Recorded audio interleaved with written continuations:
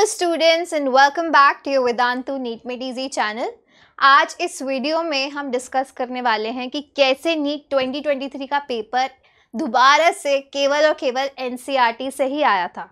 मतलब 90% पेपर तो ऐसा था, मैंने 90 इसलिए लिखा है क्योंकि वो line to line NCERT exactly copy की गई है आपके नीट पेपर में, ठीक है। और बाकी का जो 10% पेपर है ना, वो पेपर कॉन्सेप्ट बेस्ड आया है, पर वो कॉन्सेप्ट एनसीईआरटी से ही उठाए हुए हैं। फॉर एग्जांपल कि जैसे फिजिकल केमिस्ट्री के क्वेश्चंस है तो उसके फॉर्मूलाज थोड़े से फॉर्मूला वही है और उसकी वैल्यूज चेंज कर दिए हैं। फॉर एग्जांपल आपके एनसीईआरटी में इन टेक्स्ट में अगर पूछा हुआ है कि सीसीपी स्ट्रक्चर का आप मुझे फॉर्मूला बताइए, तो एग्जाम में एचसीपी स्ट्रक्चर का पूछ लिया या फिर फेस सेंटर्ड का पूछ लिया, एच सेंटर्ड का पूछ लिया।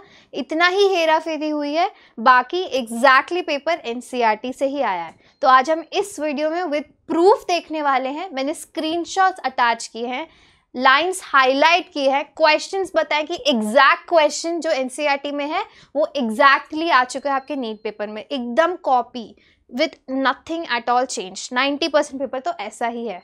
तो अब आपका नीट 2024 के लिए जो बेस्ट रिसोर्स है वो क्या होना चाहिए? एनसीईआरटी। अब इसके बाद आप कोई और वीडियो पे मत जाइए, कोई और वीडियो देखने की ज़रूरत ही नहीं है, क्योंकि इस वीडियो में क्लियर हो जाएगा कि बेस्ट रिसोर्स क्या है, एनसीईआरटी है, और कैसे सारा पेपर एनसीईआरटी के इर्द गिर्द ही बेस्ड है।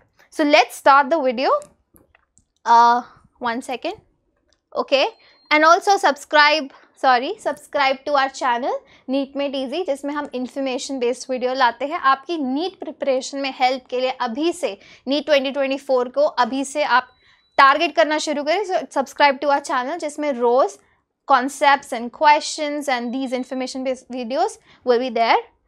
Okay, so is NCERT enough for chemistry? The question of the decade, सब यही पूछते हैं। The answer is a big big big yes. So let's start analysing the paper. अभी सबसे पहले मैं शुरू करूंगी कि कौन कौन से क्वेश्चंस डायरेक्टली एनसीईआरटी से आए हैं, right. Line by line NCERT से आए हैं, वैल्यूज तक चेंज नहीं हुई है, सेम एनसीईआरटी से उठ के आए हैं। तो मैंने कैसे इसको सॉर्ट आउट किया है कि हम सबसे पहले क्लास 11th में फर्स्ट चैप्टर से लेकर लास्ट चैप्टर तक चलेंगे। ऐसे क्वेश्चंस मैंने डिफरेंशिएट किए हैं। तो सबसे पहले हम शुरू करते हैं क्लास 11th का चैप्टर स्ट्रक्चर ऑफ एटम, जो आपका चैप्टर 2 है। उससे क्या क्वेश्चन है? अब सबको पता है structure of atom physical chemistry में आता है, बट आप देख सकते हैं कि पहला ही क्वेश्चन उसकी थ्योरी से आया है। तो फिजिकल केमिस्ट्री का भी एनसीईआरटी की थ्योरी तो आप मिस ही नहीं कर सकते। इसका सबसे बड़ा एग्जाम्पल ये क्वेश्चन है जो अभी नीट 2023 में पूछा गया है। So let's dig into the question. Question है select the correct statements from the following. सही स्टेटमेंट चुनना है। अब है ऑल नंबर स्टेटमेंट ए है atoms of all elements are compose of 2 fundamental particles. ये स्टेटमेंट तो पहले ही गलत हो जाता है। Let me take out the pen guys. Okay, let's take out the pen. ये स्टेटमेंट तो पहले ही गलत हो जाता है। क्यों? क्योंकि हमने 8th क्लास से पढ़ा है, 9th क्लास में भी पढ़ा है, छोटी क्लासेस से पढ़ते आ रहे। 3 फंडामेंटल पार्टिकल्स होते हैं। कौन कौन से? Electrons, protons and neutrons. तो 2 तो नहीं होते, ये पहले ही रॉन्ग हो गया। स्टेटमेंट बी है मास ऑफ इलेक्ट्रॉन दिया हुआ है जो है 9 × 10⁻31 kgs, which is correct and also given in NCERT. See I have attached the screenshot, यही लिखा है यहाँ पे mass of electron. So exactly NCERT से है। फिर है all the isotopes of a given element show same chemical properties। ये सेम लाइन आपकी एनसीईआरटी में लिखी हुई है, all isotopes show same chemical properties। उसके बाद है protons and electrons are collectively known as nucleons. गलत। प्रोटॉन्स एंड न्यूट्रॉन्स को हम न्यूक्लियॉन्स बोलते हैं, यही सेम बात आपके एनसीईआरटी में गिवन है। फिर है डाल्टन्स एटॉमिक थ्योरी ने रिगार्ड किया था एटम को अल्टीमेट पार्टिकल मैटर। ये भी आपका फर्स्ट चैप्टर की फर्स्ट पैराग्राफ में लिखा है। सेकंड चैप्टर के फर्स्ट पैराग्राफ में Dalton's atomic theory regarded the atom as the ultimate particle of matter. Exactly lines पूछी गई हैं आपके नीट एग्जाम में। सो करेक्ट स्टेटमेंट सिर्फ ये दोनों गलत स्टेटमेंट है, बाकी सारी करेक्ट हो गई। आंसर सॉल्व हो गया। किससे हुआ?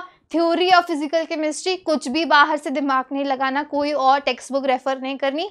एनसीईआरटी का क्वेश्चन 4 मार्क्स आर योर्स।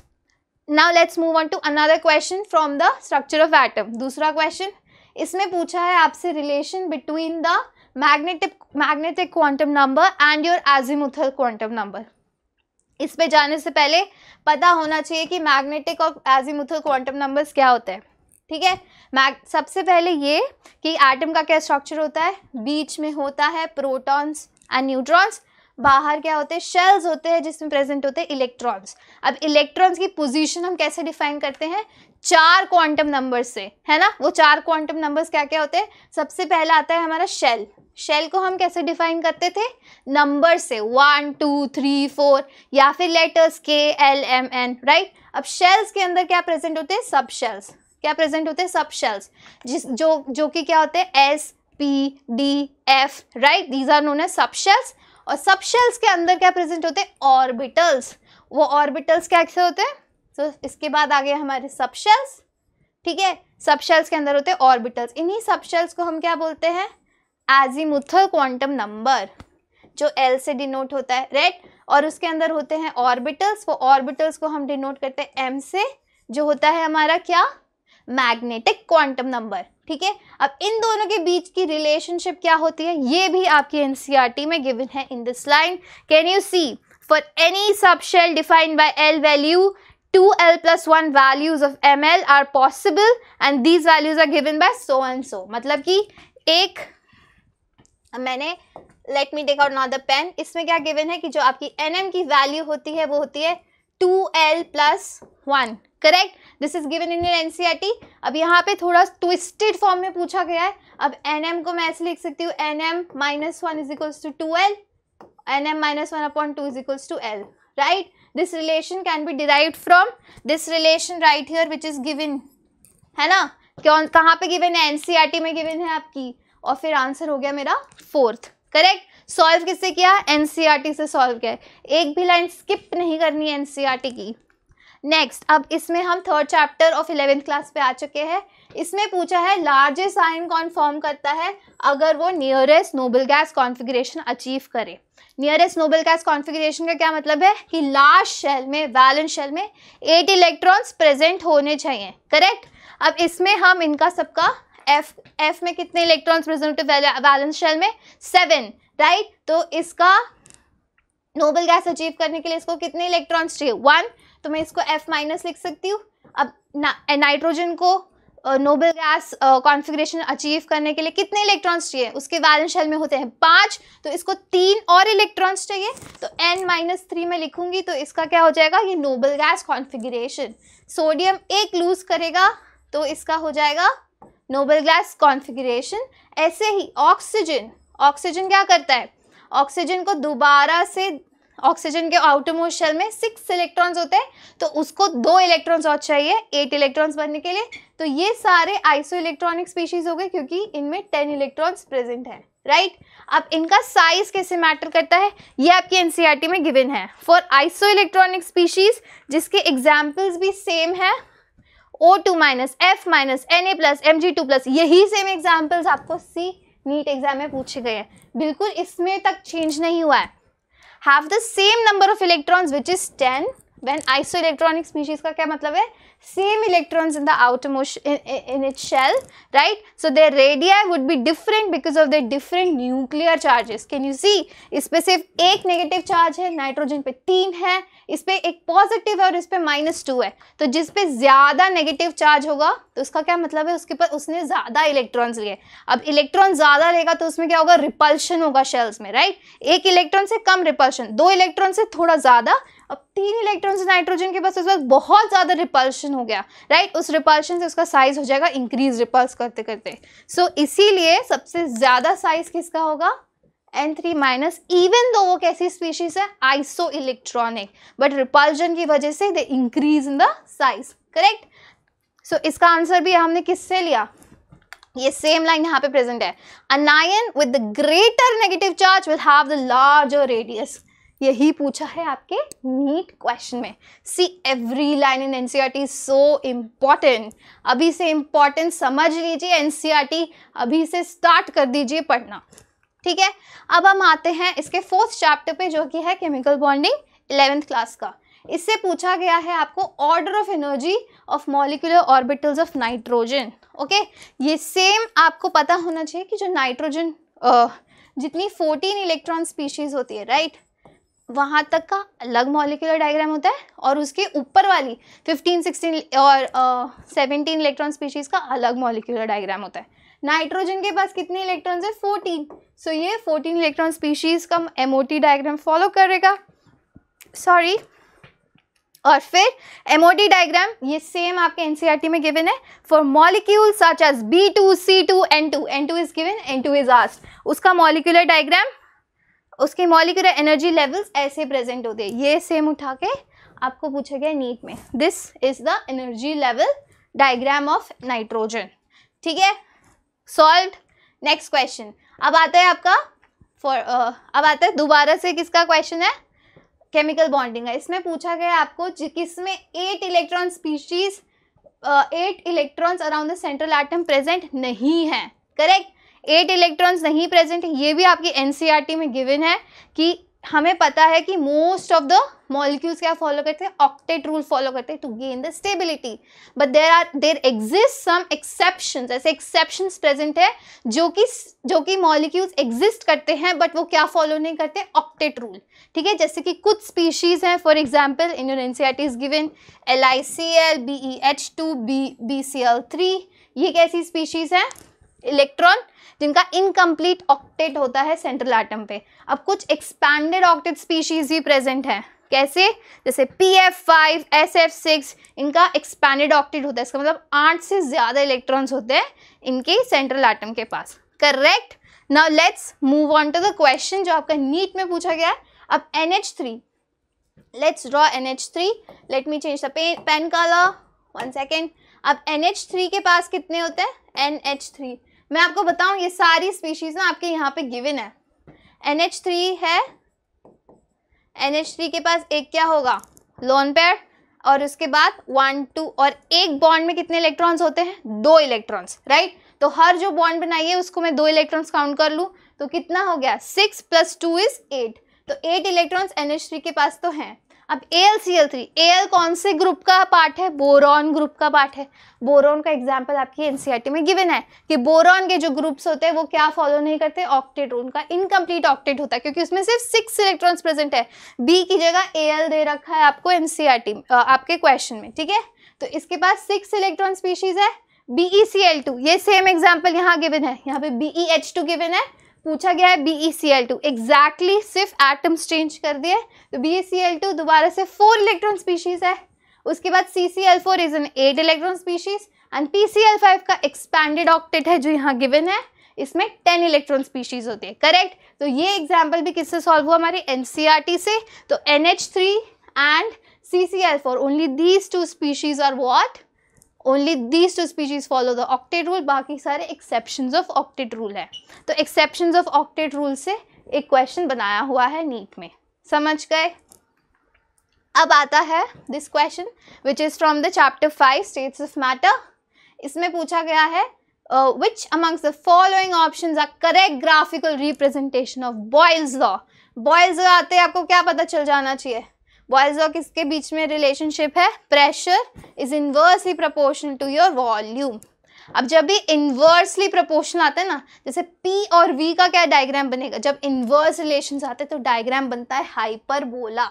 ठीक है, और जब डायरेक्ट रिलेशंस होते हैं तो डायग्राम कैसे बनता है? आपका स्ट्रेट लाइन। ये तो सभी को मालूम है, बट इतना भी दिमाग लाने की जरूरत नहीं थी इस क्वेश्चन में। ये एग्जैक्टली क्वेश्चन आपके NCERT में एग्जैक्ट एग्जाम्पल दे रखा है। P और V का ग्राफ, P और 1/V का ग्राफ है तो स्ट्रेट लाइन है। P और V के बीच में ग्राफ होता तो हाइपरबोला होता। फॉर एग्जाम्पल दिस P और 1/V के बीच का ग्राफ स्ट्रेट लाइन। ठीक है, इस स्ट्रेट लाइन में क्या है कि जो टेम्परेचर की वैल्यू है वो क्या होती है? जैसे जैसे टेम्परेचर हमारा ये ऑब्ट्यूज एंगल बढ़ता जा रहा है ना, वैसे वैसे टेम्परेचर इंक्रीज होता जा रहा है, क्योंकि प्रेशर और टेम्परेचर कैसा रिलेशन है? डायरेक्ट रिलेशन है। तो T3 is greater than T2 is greater than T1। ये सेम डायग्राम पूछा गया आपको यहाँ पे। So which is 1 is the correct answer for this. बिल्कुल दिमाग लगाने की जरूरत है। NCERT पढ़ी होती एग्जैक्टली सॉल्व हो जाता, मतलब ऐसे without wasting any time. 30 seconds भी नहीं, 10 सेकेंड्स में सॉल्व करने वाला क्वेश्चन था ये। समझ रहे हो कैसे टाइम सेव कर सकते हो? If you are very thorough with your NCERT, very very thorough. अब दोबारा से स्टेट्स ऑफ मैटर का क्वेश्चन है। स्टेट्स ऑफ मैटर में डिस्क्राइब्ड है आपकी इंटरमॉलिक्यूलर फोर्सेस। इंटरमॉलिक्यूलर फोर्सेस क्या होती है? जो दो मॉलिक्यूल्स के बीच में, नॉट दो एटम्स के बीच की नहीं बात हो रही, दो मॉलिक्यूल्स के बीच की बात हो रही है। फॉर एग्जाम्पल कौन कौन सी है इसमें गिवन है आपके एनसीईआरटी में? इंक्लूड डिस्पर्जन फोर्सेस और London forces, dipole forces, dipole induced dipole forces and hydrogen bonds. यही चारों आपकी टिक मार्क कर दी मैंने। सो कौन सी प्रेजेंट नहीं है? कोवेलेंट के अलावा सारी की सारी कैसी फोर्सेस हैं? इंटरमॉलिक्यूलर फोर्सेस हैं। ठीक है, अब इसके बाद ये आंसर ऐसे हो गया। अब let's also talk about some explanation for this. अब डाइपोल, डाइपोल का क्या मतलब है कि दो डाइपोल्स कौन बनाते हैं? Polar molecules. तो दो पोलर मॉलिक्यूल्स के बीच की जो फोर्सेस होती है उसको बोलते हैं हम dipole, dipole forces. For example दो HCl मॉलिक्यूल्स के बीच की। अब डाइपोल एंड इंड्यूस्ड डाइपोल का क्या मतलब है कि एक तो पोलर मॉलिक्यूल है विच इज डाइपोल, और इंड्यूस्ड डाइपोल क्या है? एक नॉन पोलर मॉलिक्यूल। उन दोनों के बीच की फोर्सेस होती है dipole and induced dipole forces. अब आती है हाइड्रोजन बॉन्डिंग। हाइड्रोजन बॉन्डिंग कैसी होती है? HF, HCl, इन सब के बीच की OH, इन सब के बीच की कैसी बॉन्डिंग होती है? Hydrogen bonding, right. अब कोवेलेंट, कोवेलेंट ना एक एटम के बीच में प्रेजेंट होती है। ठीक है, दो मॉलिक्यूल्स के बीच में कभी कोवेलेंट बॉन्डिंग नहीं होती। फिर आती है डिस्पर्जन। डिस्पर्जन क्या होती है?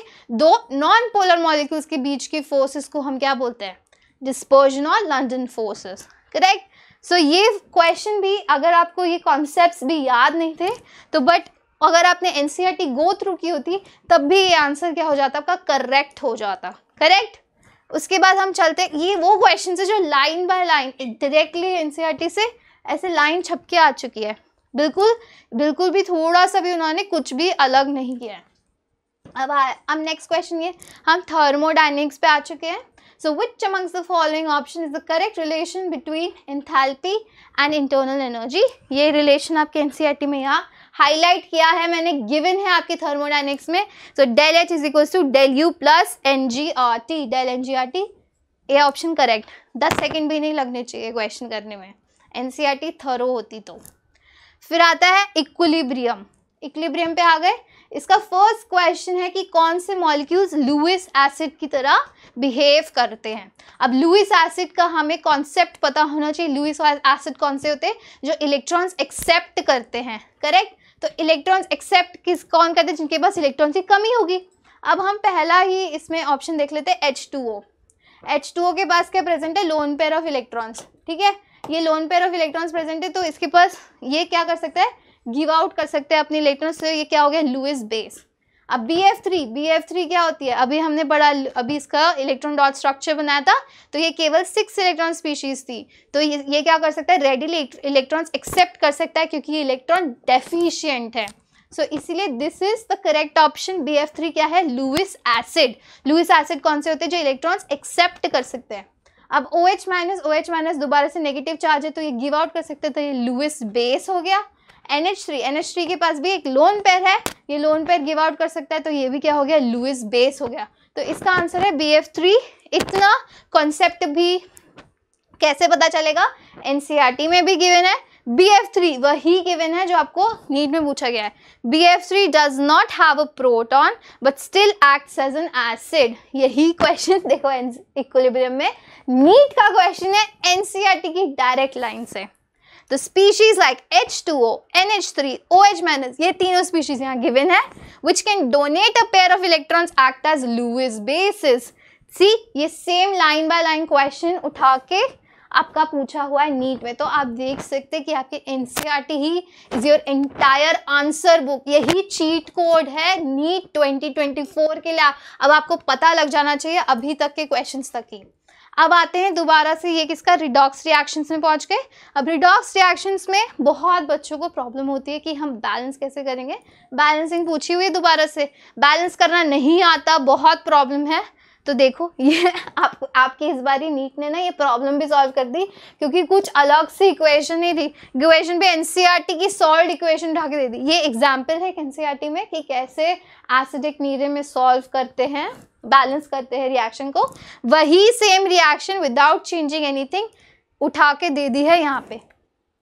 दिख रही है ये सेम। सो अगर आपको सॉल्व करने में प्रॉब्लम होती, नहीं आता, पर ये रिएक्शन रटी हुई भी होती है ना आपको, कि इसके कोफिशिएंट्स भी रटे हुए होते कि अच्छा ऐसे 8 H+ आया था, ये आया था, तो भी ये क्वेश्चन आपका सही हो जाता।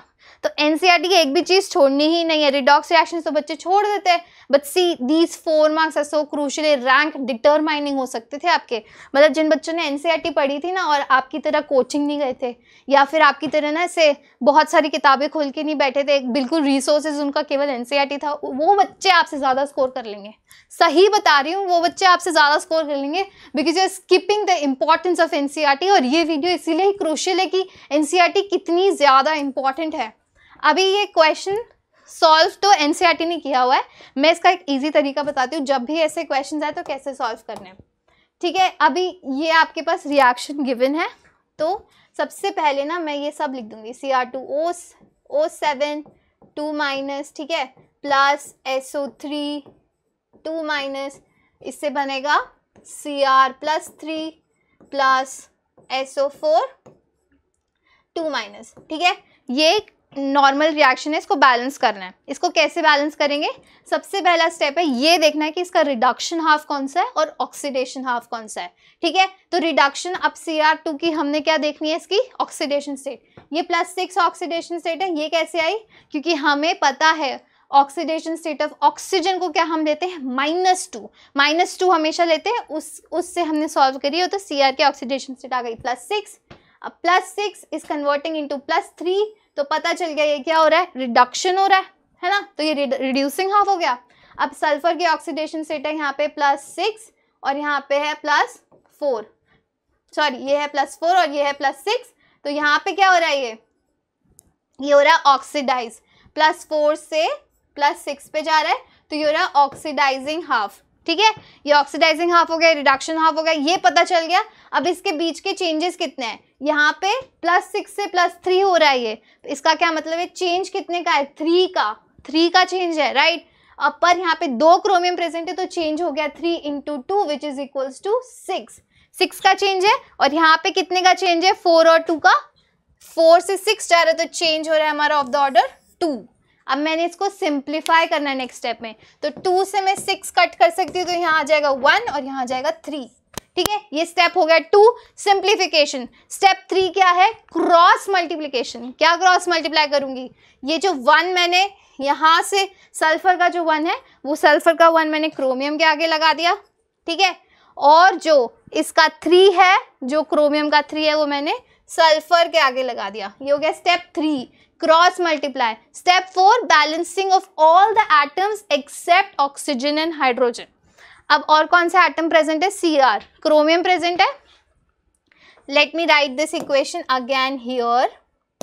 यहाँ पे क्या प्रेजेंट है, अभी तक मैंने इतना किया है, Cr2O7 - 2 plus 3SO3 - 2 which will give me Cr+3 plus SO4 - 2।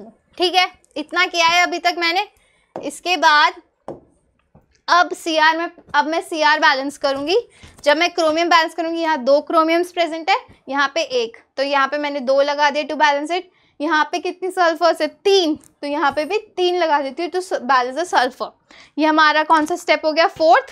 अब इसके बाद बैलेंसिंग में करते हैं हम ऑक्सीजन बैलेंस। ऑक्सीजन किससे बैलेंस करेंगे, by adding water molecules to it.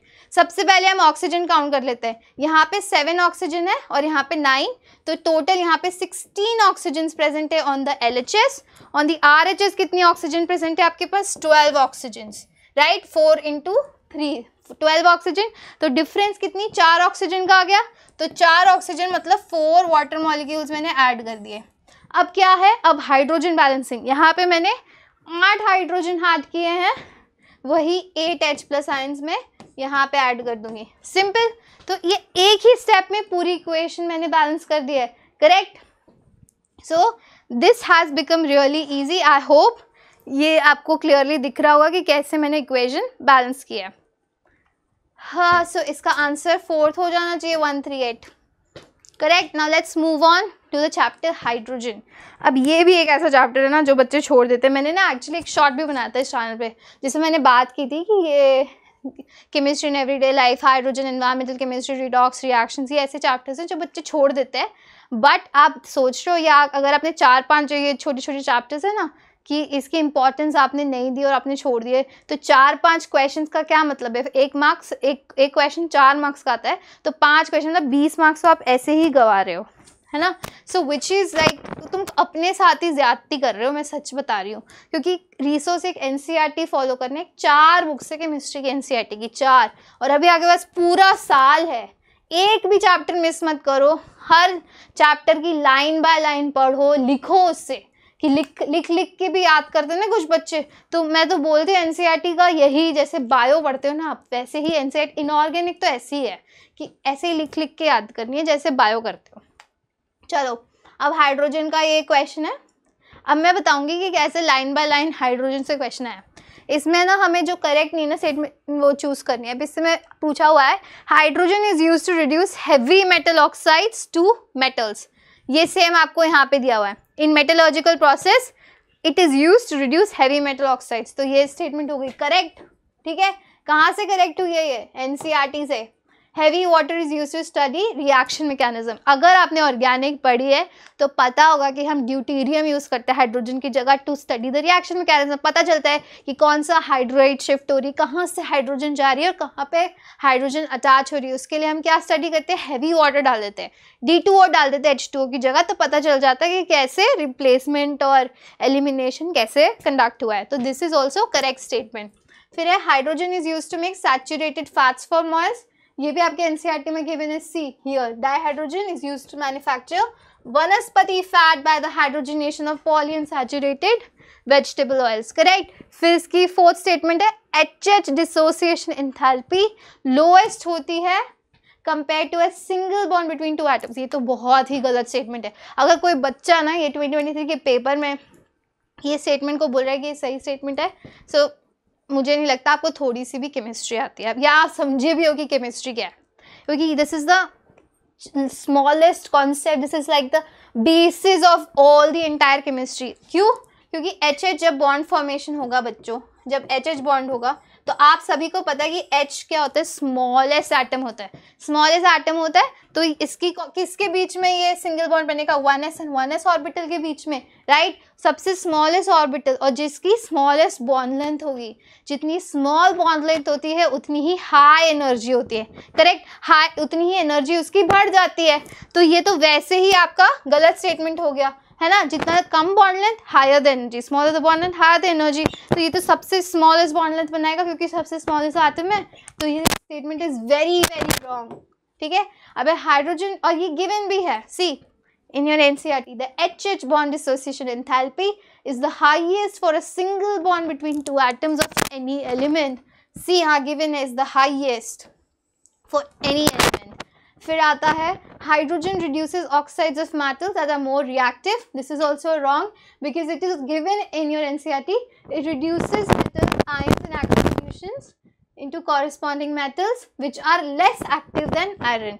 तो यहाँ पे more active metals और wrong statement. किससे solve किया ये सारा question? 4 मार्क कौन दे रहा है आपको? NCERT दे रही है, और कोई आपका कोचिंग के नोट्स नहीं दे रहे। कोचिंग में तो हाइड्रोजन के आई डोंट नो उन्होंने ये जितना भी 10-12 पेज का चैप्टर है उन्होंने 20-25 पेज का बना दिया होगा by giving you extra information, right. But वो एक्स्ट्रा इन्फॉर्मेशन आपके नीट में काम नहीं आएगी। मैं ये नहीं बोलती, मैं उनमें से हूँ ही नहीं जो बोलते कि एक्स्ट्रा बुक्स मत पढ़ो because these are good for your knowledge. मैं तो खुद ही ऐसे करती थी, काफ़ी चीज़ें पढ़ती थी क्योंकि उससे ना काफ़ी कॉन्सेप्ट्स बिल्ड होते हैं, राइट। जब आपके पास एक अच्छा केमिस्ट्री टीचर नहीं होता तो बुक्स ही आपके काम आती हैं। पर मैं बोलती हूँ कि अगर आपके पास एनसीईआरटी और एक अच्छा टीचर है ना जिस पे आप पूरा भरोसा करते हो और वो आपको ये बोलता है कि बच्चा आप एनसीईआरटी करो, उसके सारे question in text out text जो भी बाहर के क्वेश्चन एग्जाम करो, और उसके बाद जो आपका रिजल्ट आएगा ना, क्योंकि एनसीईआरटी ना क्रिप्टेड फॉर्म में है, मतलब सारे कॉन्सेप्ट्स गिवन है पर कॉन्सेप्ट समझाने के लिए कोई चाहिए। जैसे हमारे वेद होते हैं ना, नॉलेज सारी है बस हर कोई नहीं समझ सकता क्योंकि गुरु चाहिए, इनिशिएशन गुरु यही बोलते हैं ना, क्योंकि वो गुरु ही एक इम्पॉर्टेंट चीज़ है।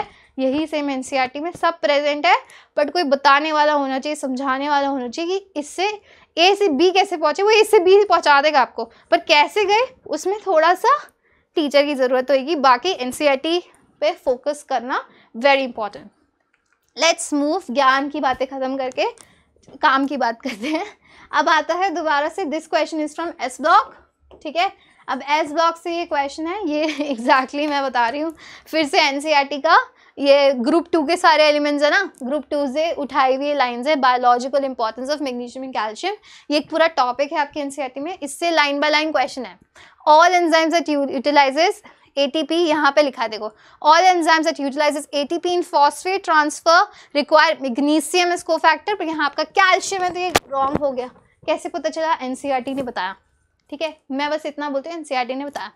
फिर है the bone in human body is inert, यहाँ पे क्या लिखा है? The bone in human body is not inert but it is an unchanging substance. इसका क्या एग्जाम्पल है कि जो हम जैसे जैसे बड़े होते, स्पेशली वुमेन, उनमें ना क्या बताया जाता है, जब वो 30+ हो जाती है उनको बताया जाता है कि आपकी बोन डेंसिटी कम हो रही है, ठीक है। बोन डेंसिटी का क्या मतलब है कि आपकी जो बोन है ना बॉडी में, वो क्या होती है? डीमिनरलाइज और मिनरलाइज होती रहती है, बट एक सर्टेन एज के बाद उसका डीमिनरलाइजेशन प्रोसेस इंक्रीज हो जाता है और मिनरलाइजेशन डिक्रीज हो जाता है, तो बोन डेंसिटी कम होने लग जाती है। इसीलिए बोलते हैं कि लड़कियों को भी जाके जिमिंग में लिफ्टिंग करनी चाहिए, because that lifting helps you, makes you bone strong, और वो आपकी बोन डेंसिटी कम होने से बचाता है, राइट। ये बायो में आपने पढ़ा होगा, this is your biology topic, but ये केमिस्ट्री में भी आपको गिवन है, क्योंकि इंपॉर्टेंस किसकी? कैल्शियम की। उसके बाद है Mg plays role in neuromuscular, पर यहाँ पे लिखा है see about 99% of body calcium is present in bones and teeth, it is also important for neuromuscular function and interneuronal transmission. यहाँ पे क्या लिखा है? Mg, बट इसका आंसर क्या है? कैल्शियम, तो ये स्टेटमेंट हो गई wrong. The daily requirement of Mg and Ca in the human body is estimated to be 0.2 to 0.3 gram, right? पर यहाँ पे क्या लिखा है? 200 to 300 mg, which is same। यहाँ पे ग्राम्स में दे दिया और यहाँ mg में लिखा हुआ है, तो ये सेम लाइन उठा के पूछी है नीट में। तो एनसीईआरटी से पेपर है ना, बताओ मुझे, मतलब मैंने कुछ बढ़ा चढ़ा के तो बोला नहीं, उस टाइटल में बढ़ा चढ़ा के तो नहीं लिखा, एनसीईआरटी से पेपर है। नेक्स्ट फिर से एस ब्लॉक का क्वेश्चन है, इसमें असर्शन रीजनिंग है। असर्शन है आपका metallic sodium dissolves in liquid ammonia giving a deep blue solution which is paramagnetic, which is correct। paramagnetic होता है जब हम सोडियम को अमोनिया में डिसॉल्व करते हैं, क्योंकि उसमें से अमोनिएटेड इलेक्ट्रॉन्स की वजह से, करेक्ट। यहाँ पे ये सेम प्रेजेंट, ये ही लाइन लिखी है, alkali metals dissolve in liquid ammonia giving deep blue solutions which are conducting in nature। Conducting कब होता है? जब कोई भी सब्सटेंस पैरामैग्नेटिक होता है। अगर डायामैग्नेटिक है तो नॉन कंडक्टिंग, पैरामैग्नेटिक है तो कंडक्टिंग, ठीक है। अब इसमें ये भी है, the blue colour of the solution is due to ammoniated electron, given है आपकी एनसीईआरटी में। इसका reason, the deep blue solution due to formation of formamide, wrong, because मेरी एनसीईआरटी ने बताया मुझे कि उसका अमोनिएटेड इलेक्ट्रॉन्स जो ये वाली स्पीशीज बन रही है ना, इस स्पीशीज की वजह से क्या है? blue color of the solution। So this statement is false but this statement is true। okay, solved। किससे solve हुआ? NCERT से, कहीं और किताब से नहीं। नेक्स्ट ये है P block for 11th class, 14th group है ये कार्बन का। इसमें मैच करना है लिस्ट, ये सारी मैचिंग ऑफ द लिस्ट भी आपके NCERT से है। इसमें सबसे पहले कोक है, तो कोक का प्रेजेंट है यहाँ पे। तो कोक एक कैसे यूज़ होता है? As a reducing agent in metallurgy, यहाँ पे ये पूछा हुआ यूज एज रिड्यूसिंग एजेंट। फिर डायमंड, डायमंड में यहाँ लिखा है इन डायमंड सब कुछ sp3 हाइब्रिडाइज है, तो इसका हो गया everything is carbon atoms are sp3 hybridise. Fullerene, fullerene हमें पता है क्या होता है, केज लाइक स्ट्रक्चर। ये सब क्या है? Coke, diamond, fullerene, graphite, allotropes of carbon है, उनके ऊपर क्वेश्चन है, राइट। अब फुलरीन केज लाइक स्ट्रक्चर है, जो यहाँ पे गिवन है, क्या कौन से केजेस होते हैं? पेंटागन्स एंड हेक्सागन्स का बना होता है, ठीक है। और fullerenes are cage like molecules, again given NCERT. अब है graphite, graphite is used as a dry lubricant, यहाँ पे प्रेजेंट है। Graphite is used as a dry lubricant in machines running at high temperature. क्यों? क्योंकि ग्रेफाइट के structure में carbon atoms कैसे होते हैं? sp2 हाइब्रिडाइज होते हैं, तो वो एक लेयरिंग स्ट्रक्चर बनाते हैं। तो due to that layering structure वो स्लिपरी होते हैं, तो ल्यूब्रिकेंट, कौन सा ल्यूब्रिकेंट? ड्राई ल्यूब्रिकेंट की तरह काम करता है ग्रेफाइट। तो ये भी क्वेश्चन, अगर पी ब्लॉक भी अच्छे से पढ़ा होता ना, इस क्वेश्चन में एक भी गलती होने के चांसेस ही नहीं थे।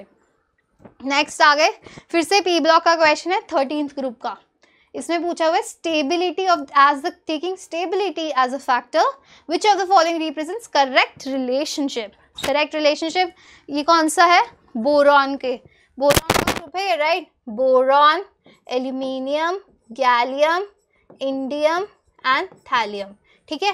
तो 13th ग्रुप की क्या एक ही मतलब इंपॉर्टेंट चीज़ जो इस टॉपिक में मुझे लगती है वो यही है, और वही पूछी गई है कि जैसे जैसे हम नीचे जाते हैं 13th ग्रुप ना 2 ऑक्सीडेशन स्टेट शो करता है, +1 एंड +3। तो जैसे जैसे हम नीचे जाते हैं वैसे वैसे क्या होता है? इनर्ट पेयर इफेक्ट बढ़ता जाता है, ठीक है। हैवी मेटल्स जैसे आते जाते हैं उनका इनर्ट पेयर इफेक्ट इंक्रीज हो जाता है, मतलब कि जो s इलेक्ट्रॉन्स होते हैं वो पार्टिसिपेट नहीं करते ऑक्सीडेशन स्टेट बनाने में, इलेक्ट्रॉन यूज करने में। तो इसीलिए +1 ऑक्सीडेशन स्टेट इंक्रीज होता है और +3 oxidation state as we go down decrease हो जाता है। इसी पे ये क्वेश्चन है। तो हमें दिख रहा है कि +1 इसमें ज़्यादा है, TLI और TLI3, तो this is the stable molecule. और ये सेम बात आपकी NCERT में प्रेजेंट है। Down the group due to poor shielding effect of intervening DNF orbitals the increase effective nuclear holds electrons tightly, ठीक है। इसका क्या मतलब है? ठीक है, डाउन द ग्रुप क्या होता है? शील्डिंग इफेक्ट बढ़ता, sorry this is given here, is is the relative stability of +1 oxidation state increase होती है नीचे, increases for heavier elements. In thallium +1 oxidation state is the predominant one. यही है question, यहीं से उठाया हुआ है, करेक्ट। ये अलाइंस से उठाया हुआ, मतलब कि थ्योरी कितनी इंपॉर्टेंट है। देखो ये थ्योरी में सब कुछ प्रेजेंट है। अब ये थ्योरी आपने पढ़ ली पर समझाएगा कौन? टीचर, है ना। पढ़ के समझ आ गई तो बहुत अच्छी बात है, क्योंकि जब मैं आपकी जगह थी, मैं आपके सामने में थी, तो मुझे पढ़ के ना एक लाइन पढ़ के समझने में मुझे शायद वो लाइन ना 10 बार पढ़नी होती थी, तब जाके मेरे दिमाग में बैठती थी। टीचर क्या करता है? वो लाइन आपको एक बार में आपके दिमाग में बिठा देता है, ताकि आप दूसरी तीसरी बार रिविजन करोगे तो अच्छे से सेट हो जाती है वो चीज़। वरना मैं पढ़ती हूँ ना इसे अपने आप। अगर मैं जब मैं 11th स्टैंडर्ड में थी तो मुझे अगर मैं NCERT खोल के बैठ जाती थी तो अपने आप समझने में समय लगता था मुझे, वो समय टीचर बचा देता है, दैट्स इट। अब है इन लजानियाज एक्सट्रैक्ट, ये किसका क्वेश्चन आ गया हमारे पास? ऑर्गेनिक केमिस्ट्री से क्वेश्चन है 11th क्लास की। In Lassaigne extract of an organic compound both nitrogen and sulphur are present. Lassaigne extract क्या करता है? ये हम किस लिए यूज करते हैं? To test the nitrogen, sulphur and the other halides in the compounds, उसके टेस्ट के लिए यूज होता है, ठीक है। अब इसमें पूछा गया है लजानिया एक्सट्रैक्ट में अगर हम Fe3+ आयंस डालते हैं तो क्या फॉर्मेशन होता है? ये आपका यहाँ पे दिया हुआ है कि जब भी लजानिया एक्सट्रैक्ट में Fe3+ आयंस डालेंगे ब्लड रेड कलर बनता है FeSCN2+ का। ये पूरा का पूरा रिएक्शन उठा के यहाँ पूछा हुआ है और इसका आंसर 3 हो गया। NCERT पढ़ी होती तो सही करके आते, सच बता रही हूँ। अब एक कंसिडर द फॉलोइंग स्पीशीज। अब इसमें हमें बताना है कि कौन कौन सी स्पीशीज हक्कल रूल फॉलो करती हैं। हक्कल रूल क्या होता है? 4n + 2 पाई इलेक्ट्रॉन्स जो जिसमें होते हैं उसको क्या बोलते हैं हम? हक्कल रूल, है ना। अब इसमें एरोमेटिसिटी नहीं पूछी, इसमें सिर्फ हक्कल रूल कौन फॉलो कर रहा है ये पूछा है। एरोमेटिसिटी के तो बहुत सारे पैरामीटर्स हो जाते हैं कि पहले तो साइक्लिक होना चाहिए, प्लेनर होना चाहिए, सारे कार्बन sp2 हाइब्रिडाइज होने चाहिए। बस इसमें एरोमेटिसिटी नहीं पूछी, इसमें पूछा है हक्कल रूल कौन कौन फॉलो कर रहा है, राइट। तो हक्कल रूल n की वैल्यू अगर मैं पुट करूँगी 0 तो फिर कौन सा आएगा? 2 इलेक्ट्रॉन्स। अगर मैंने n की वैल्यू 1 पुट करी तो क्या आंसर आएगा मेरा? 6 इलेक्ट्रॉन्स। और अगर मैंने n की वैल्यू 6 पाई लिख देती हूँ, 6 पाई इलेक्ट्रॉन्स, और अगर मैंने n की वैल्यू क्या पुट करी? 2 पुट करी तो 10 आएगा। तो मतलब आप देख रहे हो किसका इंक्रीज हो रहा है? 4 का इंक्रीज हो रहा है, ठीक है। तो अब ये फॉर्मूला भी याद करने की ज़रूरत नहीं है आपको। हक्कल रूल पूछा गया तो ये सोचना है कि 2 पाई इलेक्ट्रॉन्स तो प्रेजेंट होने चाहिए for it to follow Huckel rule. उसके बाद 4 ऐड करते जाओ, ठीक है। 4 ऐड किया 6, फिर 6 में 4 ऐड किया 10। तो ये जो सारी स्पीशीज जिसमें इतने नंबर ऑफ इलेक्ट्रॉन्स प्रेजेंट होंगे those will follow Huckel rule, right. अब इसमें मैं गिन लेती हूँ, इसमें कितनी पाई बॉन्ड्स है? 1 2 3 4 5 pi bonds means what? 10 electrons. तो 10 इलेक्ट्रॉन्स हैं तो दिस फॉलोज हक्कल रूल। इसमें कितने? 1 2 3, तो 2 pi bonds plus 1 lone pair, तो कितना हो गया? दोबारा से 3 2 6, तो 6 इलेक्ट्रॉन्स। इसमें कितने हैं? 4 इलेक्ट्रॉन्स। इसमें भी 4 हैं तो 4 तो फॉलो नहीं करते, तो these do not follow the हक्कल rule. इसमें कितने इलेक्ट्रॉन्स है? 2 इलेक्ट्रॉन्स, फॉलो हक्कल रूल। इसमें कितने इलेक्ट्रॉन्स है? 1 2 3 4 8 electrons. 8 electrons do not follow Huckel rule. ये नैफ्थलीन नहीं एंथ्रासीन, अब इसमें कितने 1 2 3 4 5 6 7 7 मतलब 14 electrons. This follows हकल rule, right. तो वेरी इजी. और पर आप ये चीज़ भी देखिए कि ये सेम एग्जाम्पल है एनसीईआरटी में, मतलब उसने एग्जाम्पल तक चेंज नहीं किया. इतना लेजी पेपर है, इतना लेजी पेपर आता है नीट का. देखो ये देखो यहाँ पे सबसे पहले नाफ्थलीन इज गिवन, ठीक है. ये कौन सा है, साइक्लोपेंटाडाइनाइल अनायन, ये भी आपका यहाँ प्रेजेंट है. See all these examples are given. और अगर इस एग्जाम्पल में नहीं गिवन तो आपके ना ये बैक में क्वेश्चन है, मैंने वहाँ से आपको स्क्रीनशॉट डाला है, वो जो बैक में क्वेश्चन है ना उससे भी ये देखो ये वाला मॉलिक्यूल पूछा गया है. तो हर क्वेश्चन इतना इंपॉर्टेंट है, वही क्वेश्चंस उठा के वही एग्जाम्पल्स उठा के आपके नीट के एग्जाम में आए हुए हैं, कुछ भी अलग से नहीं पूछा. नेक्स्ट आते हैं हम इस पे. अब ये किसका क्वेश्चन है हमारा, environmental chemistry, last chapter of 11th पे आ चुके हैं हम. एनवायरमेंटल, इसमें स्टेटमेंट्स हैं 2. फर्स्ट स्टेटमेंट है कि the nutrient deficient water bodies lead to eutrophication. ठीक है, ये स्टेटमेंट गलत है, एनसीईआरटी में दिया हुआ है, क्योंकि फर्टिलाइजर्स हम डालते हैं वाटर बॉडीज़ में तो नहीं डालते, मतलब एग्रीकल्चर फील्ड में वहाँ से वाटर बॉडीज़ में जाता है, तो उससे क्या होता है, उसका phosphate content nutrient rich, the process in which nutrient enriched water bodies support a dense land population which kills animal life by depriving it of oxygen results in the loss of biodiversity called as eutrophication, है ना. तो फिर nutrient deficient नहीं, nutrient enriched, तो statement 1 हो गया wrong. So eutrophication lead to decrease in the level of oxygen. Yes given कि वो क्या करती है, एल्गीज जो होती है ना ग्रो करती है, वो सारी ऑक्सीजन यूज़ कर लेती है, और जो नीचे बेचारे पानी में एनिमल्स होते हैं ना उनको ऑक्सीजन ही नहीं मिलता, इसी को हम क्या बोलते हैं, यूट्रॉफिकेशन. ठीक है, तो ये हमारा फिर से एनसीईआरटी से क्वेश्चन था. अब हम क्लास 12th की एनसीईआरटी पे आ गए हैं. अब चैप्टर 1 है सॉलिड स्टेट. अब ये जो क्वेश्चन पूछा गया ना, इसमें आपसे पूछा है कि आपको फॉर्मूला बताना है AX/BY का, और ये सेम क्वेश्चन आपके एनसीईआरटी में एग्जाम्पल के तौर पे दिया हुआ है. C atoms of element B, इसमें क्या है, इसमें पूछा है आपको कि 2 एलिमेंट्स है A और B, राइट. तो एलिमेंट B फॉर्म करता है CCP closed cubic closed packed structure and atoms of A occupy 1/3 of the tetrahedral voids. इसमें ये सेम आपका एनसीईआरटी के एग्जाम्पल में प्रेजेंट है. देखो atoms of element B forms HCP lattice, ये थोड़ा सा चेंज है, यहाँ पे CCP, ठीक है, थोड़ा सा तो चेंज करेंगे ना, पे नीट का एग्जाम है.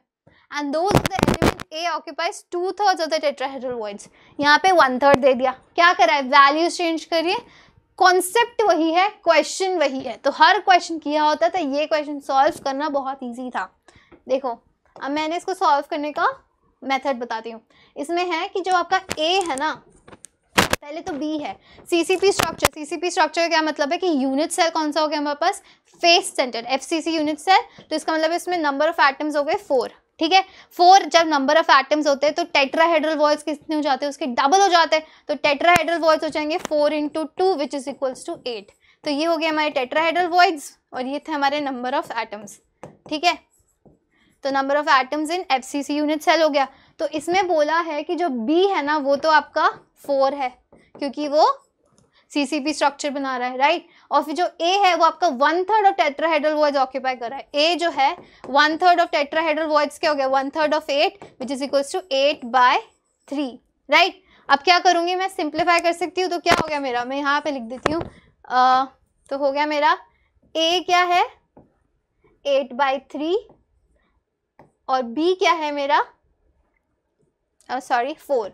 अब मैंने इसको सिंप्लीफाई किया तो क्या आएगा, A आएगा मेरे पास 8 और B आएगा मेरे पास 12. अब मैंने इसको और सिंप्लीफाई किया तो मेरे पास क्या आएगा, A आएगा 4 2 = 8 एंड 4 3 = 12. तो A2B3 मेरा फॉर्मूला आ गया. पर इसमें क्या पूछा है कि x + y कितना हो गया, ये x है ये y है, x + y होगा मेरा 5. 2 + 3 5, तो 5 is the answer. So easy to calculate, right. Same example आपके एनसीईआरटी में भी गिवन है, ऐसा भी नहीं है कि कुछ अलग से क्वेश्चन दिया है. इतना इजी क्वेश्चन आया था सॉलिड स्टेट से. दोबारा से सॉलिड स्टेट से सेकंड क्वेश्चन है कि what fraction of H centred octahedral voids lie in 1 unit cell of FCC. ये चीज़ें आपको समझ में नहीं आती ना, मतलब ये थोड़ा सॉलिड स्टेट का कैसे इमेजिनेशन वाला चैप्टर है। अच्छा टीचर नहीं मिला तो इमेजिन ही नहीं कर पाते कि ऑक्टाहेड्रल वॉइड्स कहाँ हैं, टेट्राहेड्रल कहाँ हैं, कैसे एक दूसरे पे लेयर्ड होती हैं, है ना, HCP कैसे बनता है, CCP कैसे बनता है। अच्छा टीचर नहीं होगा तो समझ में ही नहीं आएगा, क्योंकि चैप्टर बहुत विजुअलाइजिंग है। पर समझ में भी नहीं आया होगा ना तो भी ना एग्जैक्टली NCERT पढ़ी होती, थोड़ा भी रटा हुआ होता ना तो भी कर देते। देखो edge centered of the edge of the cube is shared between 4 adjacent unit cells, so the octahedral void is located on it. Only 1/4 of each void belongs to a particular unit cell. Correct? तो इसमें answer गया हुआ है आपका 1/4, तो 1/4 हो गया आपका आंसर। मैं इसको समझा भी देती हूँ। इसमें क्या पूछा है कि जैसे आपका एक यूनिट सेल है, तो मैं एक क्यूबिक यूनिट सेल बना रही हूँ ऐसे करके, राइट। अब इसमें क्या पूछा है कि जो आपका एज सेंटर है ना, एज का सेंटर, एज है उसका सेंटर, तो एज सेंटर पे आपका एक ऑक्टाहेड्रल वॉइड प्रेजेंट है। वो ऑक्टाहेड्रल वॉइड कितने यूनिट सेल शेयर करते हैं, ठीक है। तो अब ना इमेजिन करो मेरे साथ, एक तो यहाँ प्रेजेंट होगा, एक उसके लेफ्ट में प्रेजेंट होगा एक और यूनिट सेल, एक उसके ऊपर यूनिट सेल प्रेजेंट होगा, एक उसके साइड में यूनिट सेल प्रेजेंट होगा और उसके नीचे, है ना, एक इधर, एक इसके ऊपर, एक साइड में और एक नीचे। तो ये 4 यूनिट सेल क्या शेयर करते हैं, एक ऑक्टाहेड्रल वॉइड। तो इसीलिए इसका आंसर हो गया 1/4। करेक्ट, समझ गए। विजुअलाइज करो, सॉलिड स्टेट भी विजुअलाइजिंग चैप्टर है। अब उसके बाद है, this is again assertion reason question. इसमें पूछा गया है, ये कौन से चैप्टर का क्वेश्चन है, ठीक है। फिर in equation delta G is equals to NFE cell, the value of delta G depends, sorry ये आपके केमिकल काइनेटिक्स का क्वेश्चन ना, इलेक्ट्रोकेमिस्ट्री का क्वेश्चन है, I am so sorry guys, ठीक है। In equation delta G is equals to NFE of cell, value of delta G depends on n, ठीक है। इसमें क्या है, ये तो डेल्टा जी की इक्वेशन होती है, हमने पढ़ा इलेक्ट्रोकेमिस्ट्री में, ई ऑफ सेल दिया हुआ है। डेल्टा जी किस पे प्रेजेंट होता है, किस पे डिपेंड करता है, n की वैल्यू पे, राइट। तो यही सेम लाइन आपके प्रेजेंट है इसमें, see this equation is given in NCERT। इसके बाद है रीजन क्या दिया हुआ है कि E naught of cell is an intensive property and delta G is an extensive property. Correct, इसमें क्या पूछा है कि जो डेल्टा E है, यहाँ पे देखो लिखा हुआ है E is an intensive parameter, but delta G क्या है, एक एक्सटेंसिव थर्मोडायनेमिक पैरामीटर है, क्योंकि उसकी वैल्यू n पे डिपेंड करती है, जो आपका असर्शन था in equation this, the value of delta G depends on n, है ना। यही असर्शन रीजन, तो दोनों ही हमारी सही लाइंस हो गई। क्यों, क्योंकि एक फिजिकल केमिस्ट्री के चैप्टर की थ्योरी पूछी गई है आपसे, फिर से एटॉमिक स्ट्रक्चर वाली बात आ गई है कि देखो ये इलेक्ट्रोकेमिस्ट्री का चैप्टर है, उसकी थ्योरी में से आपको क्वेश्चन आया है कि E नॉट सेल ऑफ तो क्या होता है, इंटेंसिव प्रॉपर्टी, डेल्टा जी तो हो गई एक्सटेंसिव। क्यों, क्योंकि डेल्टा जी डिपेंड करती है आपकी n वैल्यू पे डिपेंड करती है, इसीलिए that is an extensive property. Extensive का क्या मतलब है, जो अमाउंट ऑफ सब्सटेंस पे डिपेंड करती है। इंटेंसिव का क्या मतलब है कि अमाउंट ऑफ सब्सटेंस पे डिपेंड नहीं करती, कि अगर 1 मोलर है, 2 मोलर है, 100 1000 मोलर है, तो E नॉट ऑफ सेल तो सेम रहेगा, पर डेल्टा जी चेंज हो जाएगा। अब आते हैं ये केमिकल काइनेटिक्स के चैप्टर पे। केमिकल काइनेटिक्स का क्वेश्चन है, इसमें दिया हुआ है in a certain reaction the rate of the reaction is Ka to the power 2 to the B when the initial concentration of A is tripled, keeping concentration of B constant, the initial rate would be, correct। इसमें क्या है, this is the equation given। अभी मैं ये solve कराने से पहले आपको बताना चाहूँगी कि ये सेम आपके NCERT में गिवन है। When the concentration of NO is doubled and that of O2 is kept constant, the initial rate increases by a factor of 4। जो इस टेबल से ये आपका पूरा एग्जाम्पल इन्होंने समझाया हुआ NO2 को लेके, वो NO2 को लेके आपको समझाया हुआ कि कैसे मैं इनिशियल कॉन्सेंट्रेशन इंक्रीज करूंगी तो आपकी रेट भी चेंज होगी रिएक्शन की, है ना। ये सेम, ये देखो यहाँ पे ये वाला फॉर्मूला भी दिया हुआ है। तो ये अगर एग्जाम्पल एक पूरा का पूरा, उसका मैंने थोड़ा सा पार्ट आपको स्क्रीनशॉट में दिखाया है, तो ये पूरा आपको NCERT से ही लेके पूछा गया। अब इसको सॉल्व करते हैं। सॉल्व कर कैसे करेंगे कि सबसे पहले तो हमें रेट क्या दी हुई है, is equals to K A to the power 2 और B, ये हमें गिवन है। अब इसमें ये तो फर्स्ट इक्वेशन होगी, सेकंड इक्वेशन क्या है, A की रेट मैंने ट्रिपल कर दी। जब मैंने A की रेट ट्रिपल करूंगी तो क्या होगा, 3A to the power 2 is equals to B हो जाएगा, सॉरी B हो जाएगा। तो यहाँ पे क्या आ जाएगा, 9A और ये K और B, तो क्या हो गई, रेट हो गई 9 टाइम्स। इसका आंसर है increases by factor, increase by factor 9। ठीक है, 9 फैक्टर से इंक्रीज हो रही है ना। अगर मैंने इसकी इनिशियल कॉन्सेंट्रेशन ट्रिपल कर दी 3 की, तो 9 के 3 × 3 हो जाता है 9, तो increase in the rate is 9। Let's move on to another chemical kinetics. ये थ्योरी से, फिर से फिजिकल केमिस्ट्री की थ्योरी से क्वेश्चन आया है। अगली बार कोई भी आपको बोले ना कि फिजिकल केमिस्ट्री के केवल और केवल क्वेश्चन सॉल्व करो तो आपका पेपर अच्छा होगा, प्लीज़ ये वीडियो दिखाइए उनको, आपको उनको एनालिसिस दिखाइए 2023 के पेपर का। ये देखो फिर से theory of your physical chemistry पूछी गई है क्वेश्चन। ठीक है, assertion है a reaction can have zero activation energy. This is a false statement. अगर आप 11th 12th तक का पढ़ाई कर रहे हो तो ये false है, पर ऐसे reactions होते हैं जिनकी zero activation, but I don't want to go into that. अभी फिलहाल NCERT से मैं बताती हूँ कि reaction can have zero activation energy, which is a false statement. Zero activation energy का क्या मतलब हो गया कि हर collision से क्या बनेगा, एक प्रोडक्ट फॉर्मेशन होगा। इसका मतलब है कि जो रिएक्टेंट है वो तो प्रोडक्ट, मतलब वो रिएक्टेंट रहेगा ही नहीं, वो सीधे प्रोडक्ट में फॉर्म हो जाएगा, which is a wrong statement. ठीक है, प्रोडक्ट और रिएक्टेंट कैसे डायग्राम होता है, ऐसे होता है ना, ऐसे करके जाता है। अगर प्रोडक्ट स्टेबल है, अनस्टेबल है, ऐसे तो, पर ये जो रिएक्शन, ये जो एक्टिवेशन एनर्जी चाहिए होती है, ये एक थ्रेशोल्ड पार करने के लिए, ये हिल पार करने के लिए तभी प्रोडक्ट बनता है, अदरवाइज प्रोडक्ट नहीं बनता है। ये एक्टिवेशन एनर्जी ज़रूरी होती है, जो कि अगर हम कोई भी प्रोडक्ट बनाते हैं तो कैसे बनता है प्रोडक्ट, कोलिजन से। तो हर collision does not result in a product, है ना। सिर्फ कुछ ही जो जिनकी थ्रेशोल्ड एनर्जी तक जो पहुंच पाते हैं वही रिएक्टेंट्स क्या बनाते हैं, प्रोडक्ट। ठीक है, इसका रीज़न क्या है, the minimum energy required, the minimum extra amount of energy absorbed by the reactant so that their energy becomes equal to the threshold value is called the activation energy. Yes, very much yes, यही मैं समझा रही हूँ, ये भी आपके NCERT में given है। The collision in which molecules collide with sufficient kinetic energy which is called threshold energy and proper orientation, तभी आपका product formation होता है, जो यहाँ पे एक्सट्रिक में से क्वेश्चन आया हुआ है। Threshold energy is equals to activation energy plus energy जो ऑलरेडी मॉलिक्यूल के पास होती है, करेक्ट। सो दिस, इसमें फर्स्ट तो ऑप्शन रॉन्ग है, मतलब assertion is wrong but your reason is correct. Let's move on to the next, surface chemistry. surface chemistry से हमेशा easy peasy questions आते हैं, ठीक है। तो ये फिर से NCERT, फिर surface chemistry is again a physical chemistry part, पर उसकी थ्योरी से क्वेश्चंस आते हैं mostly. Pumice stone is an example of, ये प्यूमिस ये आपकी टेबल से उठाया हुआ है, डिस्पर्जन फेज, डिस्पर्जन मीडियम पूछे हुए हैं, ठीक है। तो कैसे होता है, pumice is a solid sol, see यहाँ पे है, प्यूमिस स्टोन किस में गिवन है, आपका सॉलिड सोल में गिवन है। डिस्पर्जन फेज, डिस्पर्जन मीडियम क्या होते हैं, जैसे सल्यूट और सॉल्वेंट होता है, तो हम सॉल्वेंट को क्या बोलते हैं, डिस्पर्जन फेज, और सल्यूट को क्या बोलते हैं, हम सॉल्वेंट को क्या बोलते हैं, डिस्पर्जन मीडियम, और सल्यूट को बोलते हैं डिस्पर्जन फेज। तो प्यूमिस स्टोन क्या होता है, जिससे आप अपनी बॉडी कभी कभी साफ करते हैं ना, वो एक स्टोन होता है जो मम्मी बाथरूम में रखती है, वो ग्रे कलर का सा, उसको प्यूमिस स्टोन बोलते हैं। वो कैसा होता है, सॉलिड होता है ना, सॉलिड होता है, वो हाथ में लेते हो, पर उसमें पोर्स प्रेजेंट होते हैं, उसके पोर्स में क्या है, गैस प्रेजेंट है ना। तो उसका डिस्पर्जन मीडियम तो हो गया सॉलिड, डिस्पर्जन फेज हो गया गैस, ठीक है।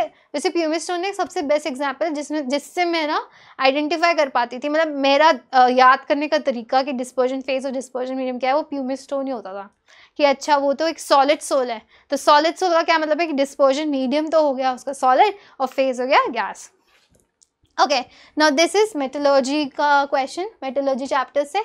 इसमें पूछा गया था, reaction that does not take place in a blast furnace between 900 to 1500 kelvin temperature range during extraction of iron is, ठीक है, ड्यूरिंग एक्सट्रैक्शन ऑफ आयरन, ये इस डायग्राम से क्वेश्चन है।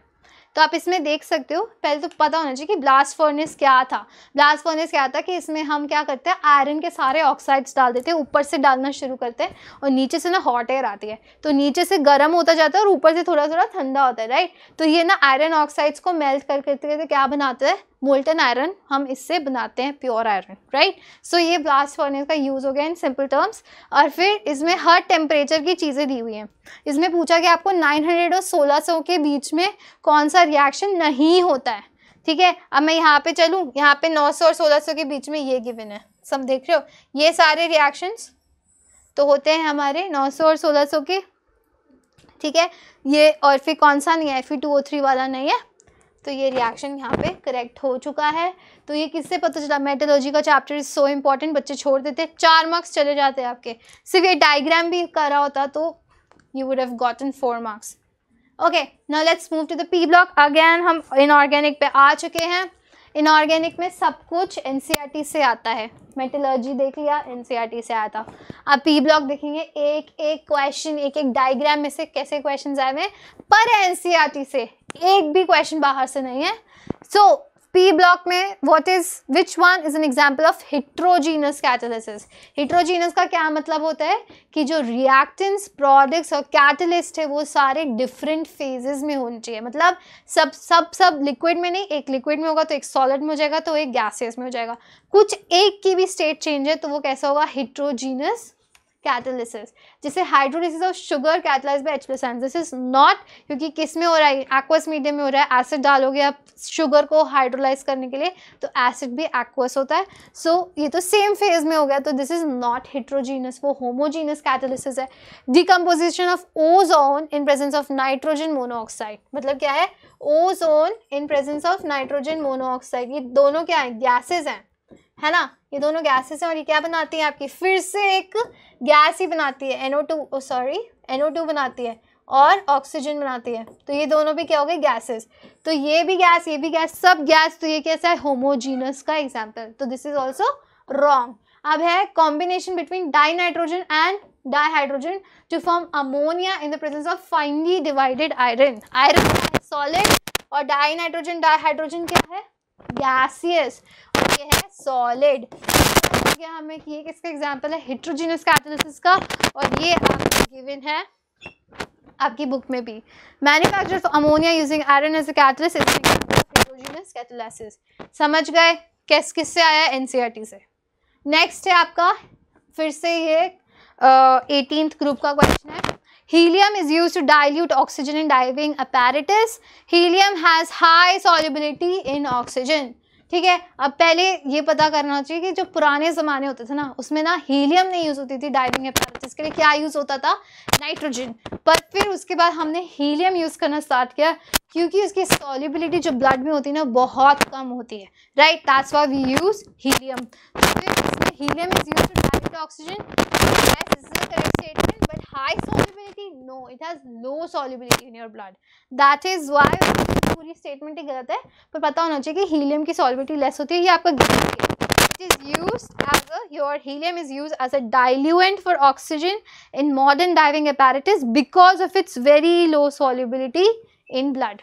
Given है आपकी एनसीईआरटी में, दिख रहा है सबको। फिर से एनसीईआरटी का क्वेश्चन है, फिर से पी ब्लॉक का क्वेश्चन है, 16th ग्रुप। अब इसमें क्या पूछा, आपको लिस्ट दे रखी है और उसकी स्ट्रक्चर्स बतानी है ना। अगर 2 SOH बॉन्ड्स है और ये तीनों के तीनों, ये देखो आपके 16 ग्रुप में ये जो भी ये 4 ऑप्शंस है, ये चारों के चारों आपके एनसीईआरटी में प्रेजेंट है। एक भी बाहर से ऑक्सो एसिड नहीं पूछा है, जो ऑक्सो एसिड स्ट्रक्चर्स आपके पहले है पर oxo sulphuric acid, sulphuric acid, sulphuric acid and pyrosulphuric acid, सबके स्ट्रक्चर्स पता होते तो ये भी गलत नहीं करके आते, है ना। 4 ही तो स्ट्रक्चर्स थे ऑक्सो एसिड्स के, राइट, तो ऑक्सो एसिड्स वेरी इंपॉर्टेंट। अभी हम DNF ब्लॉक पे आ चुके हैं। अब क्वेश्चन है, the stability of Cu2+ is more than Cu, यहाँ पे प्लस, सिर्फ Cu+ होना चाहिए, is more than Cu+ solves in aqueous solution due to, इसमें क्या लिखा है कि Cu2+ की स्टेबिलिटी ज़्यादा होती है Cu+ से, बट मेरा रैशनल दिमाग तो ये बोलता है, 1 सेकेंड, मेरा रैशनल दिमाग तो ये बोलता है कि जो Cu+ होता है, Cu+ की इलेक्ट्रॉनिक कॉन्फ़िगरेशन क्या होती है, Cu+ की इलेक्ट्रॉनिक कॉन्फ़िगरेशन होती है 3d10 और Cu2+ की क्या होती है 3d9, राइट तो मेरा रैशनल दिमाग तो ये बोलता है कि 3d10 क्योंकि वो फुली फिल्ड ऑर्बिटल है तो Cu+ should be more stable, but ऐसा होता नहीं है। क्यों? ये आपकी एनसीईआरटी में गिवन है कि जो Cu+ सॉल्ट्स जब हम उनको वाटर में डालते हैं ना, एक्वा सोल्यूशन बनाते हैं, तो वो डिसप्रपोर्शनेशन रिएक्शन बना के Cu2+ और Cu में कन्वर्ट हो जाते हैं। अब जो Cu2+ फॉर्म होता है ना, क्योंकि Cu2+ में क्या है, 2 इलेक्ट्रॉन्स कॉपर में से निकल चुके हैं। जब 2 इलेक्ट्रॉन्स निकल गए तो वो एक बहुत छोटा सा आटम बन चुका है, आयन बन चुका है, सॉरी छोटा सा आयन बन चुका है। वो छोटा सा आयन की क्या होती है कि उसके बाद ना बहुत सारे वाटर मॉलिक्यूल्स आने की कैपेसिटी हो जाती है। ठीक है, जितना छोटा होगा तो वो ज़्यादा वाटर मॉलिक्यूल्स उसको सराउंड करेंगे, वो ज़्यादा वाटर मॉलिक्यूल्स सराउंड करेंगे तो उसकी हाइड्रेशन एनर्जी इंक्रीज हो जाती है। जो हाइड्रेशन एनर्जी इंक्रीज होती है तो वो कॉम्पनसेट कर देती है आयनाइजेशन पोटेंशियल 2 IP(2) का, आयनाइजेशन एंथैल्पी 2 को। ठीक है, यही लिखी हुई है स्टेबिलिटी। ये सेम लाइन एक्चुअली जो पूछा है ना वो एनसीईआरटी में गिवन है। The stability of Cu2+ is more than Cu+ due to the much more negative hydration, क्योंकि रिलीज होगी ना एनर्जी जब वाटर मॉलिक्यूल्स के पास आएंगे तो इतनी एनर्जी रिलीज होती है कि वो कॉम्पनसेट कर देती है for the second ionisation enthalpy of Cu। Second ionisation enthalpy of Cu को कॉम्पनसेट कर देती है। सेकेंड क्यों बोल रहे हैं? क्योंकि Cu+ तो फर्स्ट आयनाइजेशन है, Cu+ मतलब फर्स्ट आयनाइजेशन, Cu+ से Cu+2 second ionisation energy, right. So this reason is also given in your NCERT, जो आपको पूछा गया है DNF ब्लॉक एलिमेंट्स में, right. Next again DNF block, let me drink some water guys, फिर से will continue.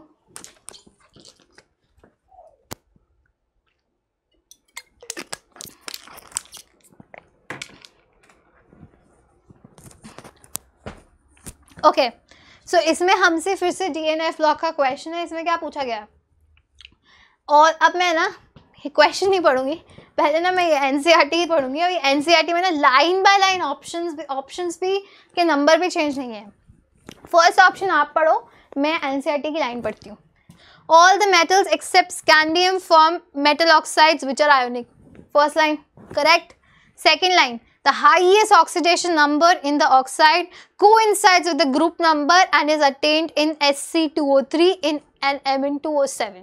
यही पूछा है सेकेंड में, second also correct. Highest oxidation number किसका होता है? Sc2O3 to Mn2O7। फिर basic character increases from V2O3 to this, ये गलत स्टेटमेंट है, यहाँ पे लिखा हुआ है in vanadium there is a gradual change from the basic to less basic to amphoteric V2O5। ठीक है, अब इसको याद करने का क्या तरीका है? देखो मेरी एक बात सुनो, जब ये V2O3 इसका ऑक्सीडेशन स्टेट क्या है? +3, V2O4 का +4 और V2O5 का +5। तो इसकी ऑक्सीडेशन स्टेट क्या हो रही है? इंक्रीज हो रही है। जब ऑक्सीडेशन स्टेट इंक्रीज होती है ना तो बेसिक कैरेक्टर नहीं एसिडिक कैरेक्टर इंक्रीज होता है, हमेशा याद रखना। जैसे जैसे ऑक्सीडेशन स्टेट इंक्रीज होती है तो एसिडिक कैरेक्टर इंक्रीज होता है। क्यों? एसिडिक कैरेक्टर का क्या मतलब है कि उसकी टेंडेंसी है इलेक्ट्रॉन्स लेने की। अब इलेक्ट्रॉन्स कम हो रहे हैं तो टेंडेंसी भी तो इंक्रीज होगी ना इलेक्ट्रॉन लेने की, करेक्ट। तो इसीलिए जैसे जैसे ऑक्सीडेशन स्टेट इंक्रीज होता है वैसे वैसे एसिडिक कैरेक्टर इंक्रीज होता है, not the basic character. This is the wrong statement. अबे V2O5 dissolves in acids, ये सेम यहाँ लिखा हुआ है, V2O5 dissolves in acids to give VO2 plus salts, correct। Last statement है CRO, the CRO is basic but Cr2O3 is amphoteric। यही statement यहाँ given है।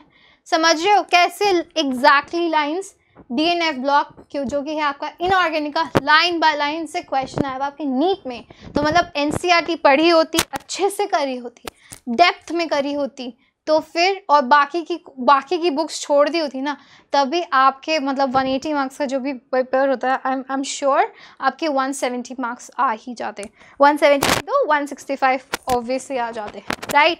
So let's move on to the next slide, let me get my remote. अब आते हैं हम इस पे, अब कोऑर्डिनेशन कंपाउंड्स पे हम पहुंच चुके हैं। अब इसमें होमोलेप्टिक कॉम्प्लेक्स पूछा है आपसे। होमोलेप्टिक का क्या मतलब होता है कि जिसमें जो लीगेंड्स है ना वो सब सेम होते हैं। जैसे ही लीगेंड डिफरेंट हो गया तो वो हेटेरोलेप्टिक हो गया, all the ligands are same around your coordination compound, तो वो होमोलेप्टिक है। यही लाइन आपके लिखी है एनसीईआरटी में, complexes in which a metal atom is bound to only one kind of donor atom. One kind of donor atom means what? Ligand. उसको बोलते हैं हम होमोलेप्टिक. अब इसमें देखिए, इसमें है डाई अमीन, क्लोरिडो, नाइट्रिटो एंड प्लैटिनम. तो इसमें तो कितने हो गए? अमीन भी है 1, दूसरा है क्लोरिडो, फिर है तीसरा नाइट्रिटो. तो ये तो क्या हो गया? ये तो हेट्रोलेप्टिक है. So this is not the correct answer. अब है पेंटा अमीन. पेंटा अमीन मतलब एक, सॉरी, फिर कार्बोनेटो मतलब 2, और फिर कोबाल्ट क्लोराइड. तो इसमें कितने हो गए? दो प्रेजेंट है आपके लिगेंड्स और डोनर एटम्स. तो this is also heteroleptic. Third है ट्राई अमीन टेट्रा, ट्राई अमीन, ट्राई एक्वा. अब जैसे अब इसमें 2 दिख गए ना फिर से आपको, तो ये फिर से हेट्रोलेप्टिक है. अब इसमें मेरे को दिख रहा है पोटेशियम ट्राई ऑक्सलेटो एल्यूमिनेट है इसका, शायद, सॉरी स्क्रीनशॉट आ चुका है, बट दिस इज, इसमें ट्राई ऑक्सलेटो. तो इसकी 6 वैलेंसीज कंप्लीट हो चुकी है. तो this is the correct answer, क्योंकि इसमें एक ही डोनर एटम है जो कि है ऑक्सलेटो. Right, one kind of donor atom is present. एक, इसका मतलब ये नहीं कि एक ही होगा, इसका मतलब है एक तरीके का होगा. अगर सारे अमीन्स है तो सब अमीन्स होंगे, सब क्लोराइड्स है तो 6 के 6 क्लोराइड्स होंगे, 4 के 4 क्लोराइड्स होंगे. ठीक है. अब इसमें ऑक्सलेटो है तो सारे के सारे लिगेंड्स कौन से होंगे? सिर्फ ऑक्सलेट के होंगे. तो this is a homoleptic compound का example. Very easy question from coordination compounds. Second question from coordination से 2 क्वेश्चन आए थे इस बार. अब है which complex of compound is most stable. Stability कैसे लिखते हैं हम? जितने ज़्यादा चिलेटिंग एजेंट, मतलब चिलेशन का क्या मतलब होता है? यहाँ पे प्रेजेंट है, chelate complexes tend to be more stable than similar complex containing unidentate ligand. Chelate का क्या मतलब होता है? जिसमें एक डोनर एटम में, सॉरी, जो एक आपका मॉलिक्यूल होता है उसमें, मतलब जैसे कि इथिलीन डाइमीन है, इथिलीन डाइमीन में, इसमें इथिलीन डाइमीन का ही एग्जाम्पल है. इथिलीन डाइमीन का स्ट्रक्चर होता है CH2 NH2 CH2 NH2. Correct. This is the structure of ethylene diamine. अब इसमें डोनर आइटम्स आपको 2 दिख रहे हैं, ये नाइट्रोजन और ये नाइट्रोजन. इन दोनों नाइट्रोजन के पास लोन पेयर्स हैं और ये दोनों के दोनों एक ही टाइम पे डोनेट करते हैं सेंट्रल एटम को अपने इलेक्ट्रॉन्स. ठीक है. तो इसीलिए ये क्या बना लेते हैं? काइंड ऑफ रिंग बना लेते हैं. तो this ring is actually responsible to stabilise, this ring is actually responsible to stabilise your compound. ठीक है. तो ये जितना ज़्यादा रिंग्स आपकी कॉम्प्लेक्स में प्रेजेंट होगा उतना ही स्टेबल होगा कॉम्प्लेक्स. चीलेट कॉम्प्लेक्सेस, क्योंकि वो इस प्रॉपर्टी को हम बोलते हैं चिलेशन, जिसमें रिंग बनता है उससे स्टेबल होता है. वो आपके एनसीईआरटी में गिवन है. और इस पे एक सेम एग्जाम्पल भी आपका बैक एक्सरसाइज में पूछा गया है कि amongst the following which is the most stable complex. इसमें स्टेबल होगा ये वाला, क्योंकि इसमें ऑक्सलेट है. Oxalate also forms a chelation ring, है ना. तो यही कॉन्सेप्ट पे बेस्ड क्वेश्चन भी आपके एनसीईआरटी में है. वही कॉन्सेप्ट बेस्ड आपको इसमें पूछा गया है कि कौन सा, बस आपको ये पता होना चाहिए कि कौन सा चिलेट रिंग बनाता है. ठीक है. तो उससे आप ये क्वेश्चन सॉल्व कर देते हैं. अब आ गए हम ऑर्गेनिक केमिस्ट्री, जो कि है last book of your 12th class, last book of your NEET exam. अब हेलो एल्केन्स एंड हेलोडीन से क्वेश्चन है, बहुत ही इजी क्वेश्चन है. अगेन एनसीईआरटी में भी गिवन है. इसमें पूछा है कि ये गिवन कंपाउंड अलाइलिक है, अराइलिक है, विनाइलिक है, बेंजाइलिक है, क्या है? तो हमें मालूम है अलाइलिक कैसे होते हैं? डबल बॉन्ड के बाद जिसमें भी हलाइड्स प्रेजेंट होते हैं वो अलाइलिक होते हैं. ठीक है. तो this is an example of allylic halide. किससे आया? एनसीईआरटी में गिवन है. सेम क्वेश्चन उठा के दे दिया. अल्कोहल्स फिनॉल्स पे आ गए हम. ये कौन से क्वेश्चंस हैं जो directly line by line NCERT से आए हुए हैं? अभी ये देखो, इसमें क्या पूछा हुआ है? एक प्रोडक्ट है, आपको ये अल्कोहल दिया हुआ है जो कि 3-मिथाइल ब्यूटेन 2-ऑल. अब इसमें मैं HBr डालूंगी तो प्रोडक्ट क्या बनेगा, है ना. तो अब हमें पता है कि HBr डालने से क्या प्रोडक्ट बनता है? Br का एडिशन होता है और एक H रिमूव और OH रिमूव हो जाता है, वाटर मॉलिक्यूल रिमूव होता है. ठीक है. तो फिर ये क्वेश्चन अगर आपको पूरा अच्छे से, और ये क्वेश्चन ना आप देखो आपकी ना एनसीईआरटी की पीछे की एक्सरसाइज से दिया हुआ है, मतलब पीछे की एक्सरसाइज से पूछा हुआ है ये क्वेश्चन. मतलब उसने थोड़ा भी चेंज नहीं किया. ये सेम मॉलिक्यूल है, ये सेम GC, इसका आंसर भी गिवन है. ये आंसर आपको यहाँ पूछ लिया. मतलब कि अगर आपको ये पता भी नहीं था ना करना, पर आपको एनसीईआरटी के क्वेश्चंस अच्छे से याद थे, तो फिर आप ये आंसर सही करके आते. अब इसको सॉल्व करने का क्या तरीका होता है? जब भी HBr गिवन है, H है और Br है, मतलब ये पोलर मॉलिक्यूल है, तो ये क्या बनाएगा? एक H+ आयन और एक Br- आयन. ठीक है. अब जो माइनस है और जो ये O के पास क्या प्रेजेंट होते हैं? Lone pair. ये लोन पेयर अटैक करते हैं ये H+ को, तो क्या बनता है हमारा? सी, तो हमारा यहाँ पे H2O मॉलिक्यूल ऐसे रिमूव हो जाता है, करेक्ट। इसके बाद एक प्लस चार्ज बनेगा, late me write it down clearly for you guys, ठीक है। अब इसके बाद क्या होगा,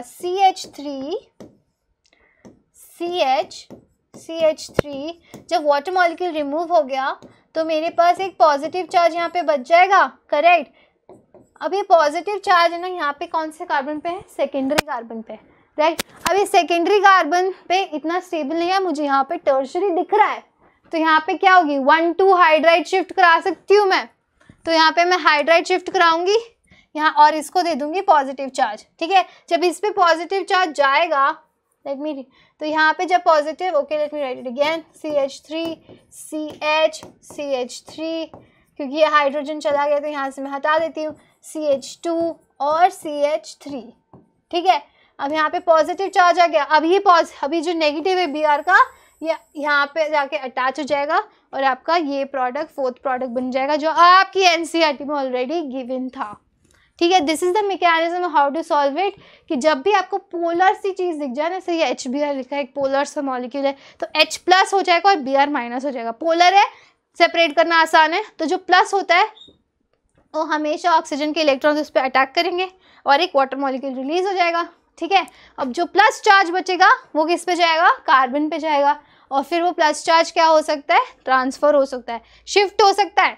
सेकेंडरी पे बना है तो टर्शरी पे चला जाएगा, tertiary is more stable for carbocations, right.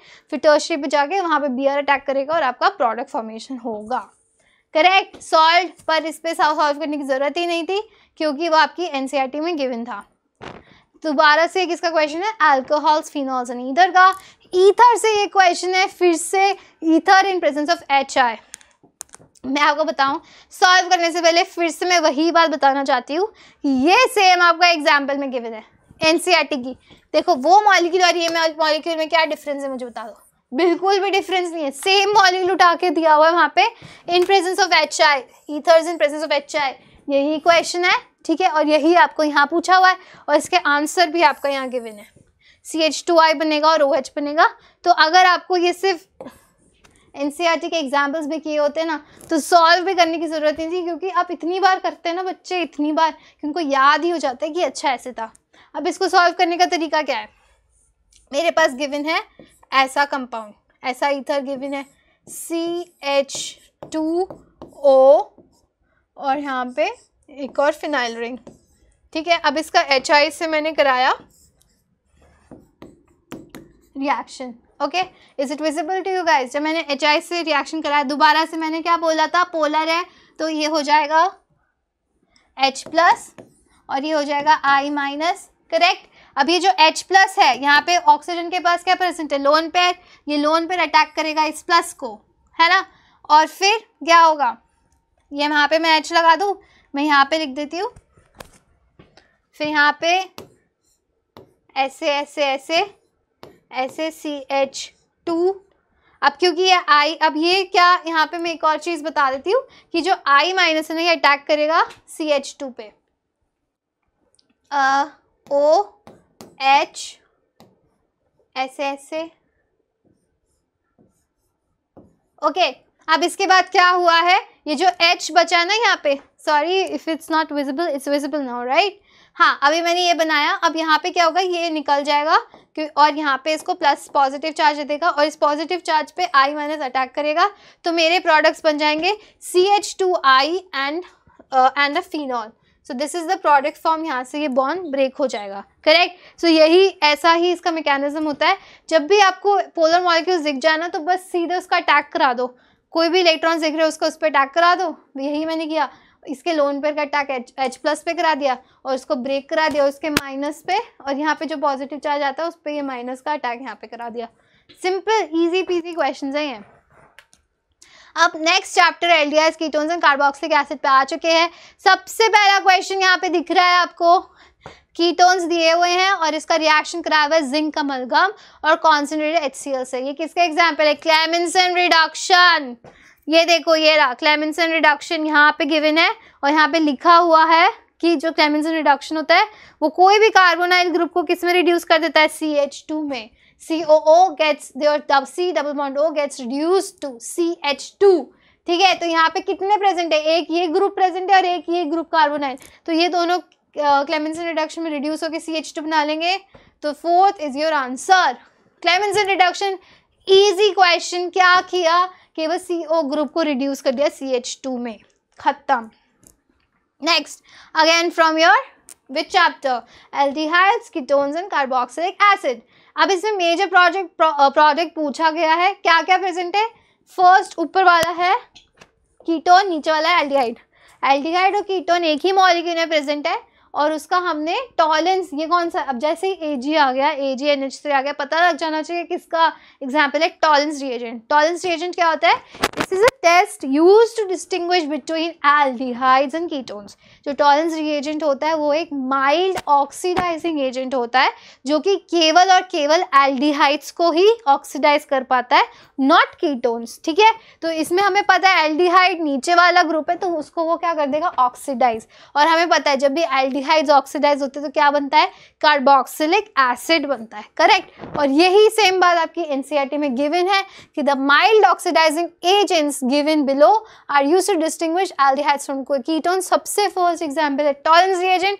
Tollens reagent देखो क्या कर रहा है, RCEO बना रहा है केवल एल्डिहाइड का, only aldehyde, on warming in aldehyde. Ketones को ये ऑक्सीडाइज नहीं कर पाता है, इसीलिए केवल इसका आंसर होगा कौन सा वाला, this one, second option, only your aldehyde is oxidized। aldehydes और ketones दोनों ऑक्सीडाइज होकर क्या बनाते हैं, कार्बोक्सिलिक एसिड। ठीक है, अब मैं नेक्स्ट क्वेश्चन पे आ गई हूँ जो कि है अमीन्स का क्वेश्चन। अमीन्स में क्या है, which of the following reactions will not give primary amine as the product. कौन सा प्राइमरी अमीन नहीं देगा, CH3CN। अपना ये जो फॉर्मेशन ऑफ प्राइमरी अमीन के ना आपके एग्जाम्पल एनसीईआरटी में दिए हुए हैं, और ये जो एग्जाम्पल्स दिए हुए हैं इसमें 3 चीज़ें हैं। इसमें सबसे पहले इसने CONH2 से प्राइमरी अमीन बनाया हुआ है, उसके बाद इसने नाइट्राइल का रिडक्शन करके प्राइमरी अमीन बनाया हुआ है, दिख रहे हो, C ट्रिपल बॉन्ड N से इसने CH2NH2 प्राइमरी अमीन बनाया हुआ है, और फिर से अमाइड्स का रिडक्शन करके in presence of LiLH4 and in presence of Br2NaOH, जिसको हम क्या बोलते हैं, Hofmann degradation, Hofmann bromamide degradation, इन दोनों से भी प्राइमरी अमीन्स बनते हैं। तो ये जो क्वेश्चन था ना ये आपका एलिमिनेशन मेथड से हो सकता था। अगर आपको ये भी ना पता हो ना कि इससे कौन सा अमीन बनता है, क्योंकि एनसीईआरटी में गिवन नहीं है, तो एलिमिनेशन मेथड यूज करो ना। मुझे पता है कि CN से बनता है क्योंकि एनसीईआरटी में दिया हुआ है प्राइमरी अमीन बनता है, मुझे पता है CONH2 और LiLH4 से बनता है प्राइमरी अमीन क्योंकि एनसीईआरटी से दिया हुआ है, और वही मुझे पता है हॉफमैन ब्रोमामाइड डिग्रेडेशन से भी प्राइमरी अमीन बनता है। पर मुझे ये नहीं पता कि आइसोसाइनाइड से क्या बनता है, मुझे नहीं पता, पर मैं बता देती हूँ आइसोसाइनाइड से सेकेंडरी अमीन बनता है। ठीक है, यहाँ पे NH2 आएगा और यहाँ पे CH2, तो सेकेंडरी अमीन बनेगा। पर अगर आपको वो भी नहीं पता था तो आप ये एलिमिनेशन मेथड करके, क्योंकि हमें को एनसीईआरटी में इन तीनों का मुझे अच्छे से पता है, मुझे पक्का पता है कि ये तीनों तो प्राइमरी अमीन बनाते हैं, तो ऑब्वियसली जो ऑड वन आउट है 4th ऑप्शन वो आपका नहीं बनाता होगा, क्योंकि एक ऑप्शन तो करेक्ट होगा ही obviously. Okay, let's move on to the next. Again amines का क्वेश्चन है। इसमें N2Cl को क्या बोलते हैं, डायज़ोनियम सॉल्ट्स। डायज़ोनियम सॉल्ट्स का जब Cu2Br2 HBr से रिएक्शन कराते हैं तो क्या बनता है, यहाँ पे दिया हुआ है डायज़ोनियम सॉल्ट्स का जब Cu2Br2 HBr से कराते हैं तो ArBr बनता है। यही रिएक्शन यहाँ पूछा गया है। ठीक है, अब इसको सॉल्व करते हैं। तो ये तो मुझे पता चल गया कि जब मैंने Cu2Br2 से रिएक्शन कराया तो मेरा आंसर आएगा, ओके मैं इधर कर देती हूँ, जब मैंने Cu2Br2 से कराया तो मेरा आंसर क्या आएगा, यहाँ पे Br आ जाएगा। अब मैंने इसका Mg और ड्राई ईथर से सेकंड कराया, Mg और ड्राई ईथर से सेकंड रिएक्शन कराया तो क्या बनेगा, Mg और ड्राई ईथर से कराया तो मुझे पता है इसको क्या बोलते हैं हम, Mg और ड्राई ईथर को, इससे हमारा बनेगा दिस, यहाँ पे आ जाएगा Br Mg, MgBr बन गया हमारा। ठीक है, अभी MgBr को जब मैं H2O से हाइड्रोलिसिस कराऊंगी जब भी, तो क्या बनेगा, हमें मालूम है इससे क्या बनता है, Mg और Br का, तो इससे हमारा ये बनता है H यहाँ लग जाएगा और Mg के पास OH आ जाएगा, क्योंकि Mg क्या है, let me write it clearly for once again.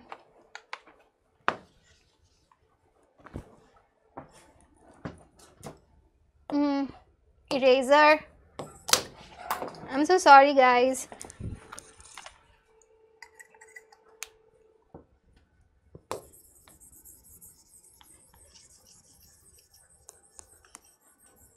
Okay, let's pick up the speed again. बिल्कुल स्पीड नहीं छोड़नी। Pen, okay. सो सबसे पहले अब मुझे इस फर्स्ट रिएक्शन एनसीईआरटी से पता चला कि इससे बनेगा Br, राइट। अब मैंने जब इसका नेक्स्ट जो भी Mg ईथर आपको दिया हुआ है इससे रिएक्शन कराया, Mg ड्राई ईथर, तो इससे क्या बनेगा, इस पे Mg अटैच हो जाएगा, राइट। MgBr, ये आपका किस में दिया हुआ है, ये आपका haloalkanes and haloarenes में दिया हुआ है, राइट। जब भी मेटल रिएक्शंस दी हुई है ना उसमें ये दिया हुआ है कि मेटल रिएक्शंस जब आते हैं तो this will be your product. अब क्योंकि हमें पता है कि Mg क्या है, more electropositive because this is a metal, तो इसके पास क्या होगा, पार्शियल पॉजिटिव चार्ज होगा और इस कार्बन के पास पार्शियल नेगेटिव चार्ज होगा, जो ये कार्बन है, राइट। तो अब जब हमें इसका रिएक्शन H2O से कराऊंगी तो O के पास क्या है, इलेक्ट्रॉन्स है, राइट। तो ये इलेक्ट्रॉन्स किस पे अटैक करेंगे, Mg पे अटैक करेंगे, क्योंकि वो नेगेटिव चार्ज है वो पॉजिटिव के पास जाएगा। तो क्या बन जाएगा मेरा, MgOH बन जाएगा और एक इसके पास Br अटैच है और जो बाकी का H2O का H बच गया वो मेरा किस पे चला जाएगा, इस कार्बन के पास और यहाँ पे लग जाएगा H। तो हमेशा क्या होता है जब भी MgBr और ये आता है ना, Mg का कुछ भी आता है तो इसके साथ हमेशा क्या बनता है, एक नॉर्मल एल्केन की फॉर्मेशन होती है, मतलब H अटैच जाता है इसमें, जैसे कि नॉर्मल बेंजीन रिंग की फॉर्मेशन हो रही है, correct. Okay, let's move on to the next slide. इसमें टिकनाक नहीं हो रहा था, अभी हम नेक्स्ट पे आ चुके हैं। ये अब फिर से हमारा किसका क्वेश्चन आ चुका है, बायोमोलिक्यूल्स पे हम पहुंच चुके हैं गाइस। अब बायोमोलिक्यूल्स का ये क्वेश्चन है, a unit form by the attachment of a base to one dash position of a sugar is known as nucleoside, ठीक है। अब ये किस में गिवन है आपका, फिर से आपका स्ट्रक्चर ऑफ न्यूक्लिक एसिड से पूछा हुआ है।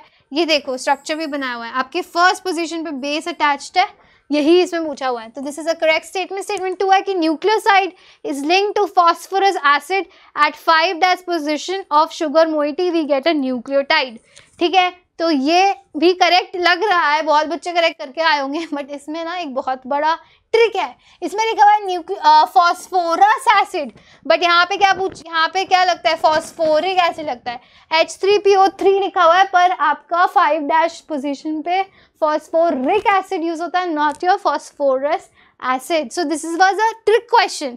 लगता है दिखने में आसान है पर बहुत बच्चे आई एम श्योर गलत करके आए होंगे, बट फॉस्फोरिक एसिड होता है, नॉट फॉस्फोरस एसिड। और ये आपकी एनसीईआरटी में गिवन है, when nucleoside is linked to phosphoric acid at 5 dash position of sugar moiety we get a nucleotide. अब पॉलीमर्स से क्वेश्चन है, फिर से एकदम एनसीईआरटी से उठाया हुआ, which amongst the following molecules on polymerization produces neoprene। Neoprene कौन बनाता है, क्लोरोप्रीन। देखो एनसीईआरटी से उठा के दिया हुआ है, पहला का पहला ऑप्शन करेक्ट करके आते, बिल्कुल नॉट इवन 10 सेकेंड क्वेश्चन अगर एनसीईआरटी पढ़ी है। अब है chemistry in everyday life, last chapter पे आ चुके हैं गाइस। अब लास्ट चैप्टर से है ये, some tranquilizers are listed below, which of the following belongs to barbiturates. अब इसमें से कौन से बार्बिट्यूरेट्स हैं, ये भी एनसीईआरटी की लाइन में है, डेरिवेटिव्स ऑफ बार्बिट्यूरिक एसिड, मतलब कि वेरोनॉल, एमिथिल। अब इसमें से ये काफ़ी नाम है, ये नाम ना आपको याद ही करने पड़ेंगे। मैंने एक सेशन लूँगी जिसमें ना केमिस्ट्री इन एवरीडे लाइफ में मैं चीट कोड से याद करवाऊंगी, राइट।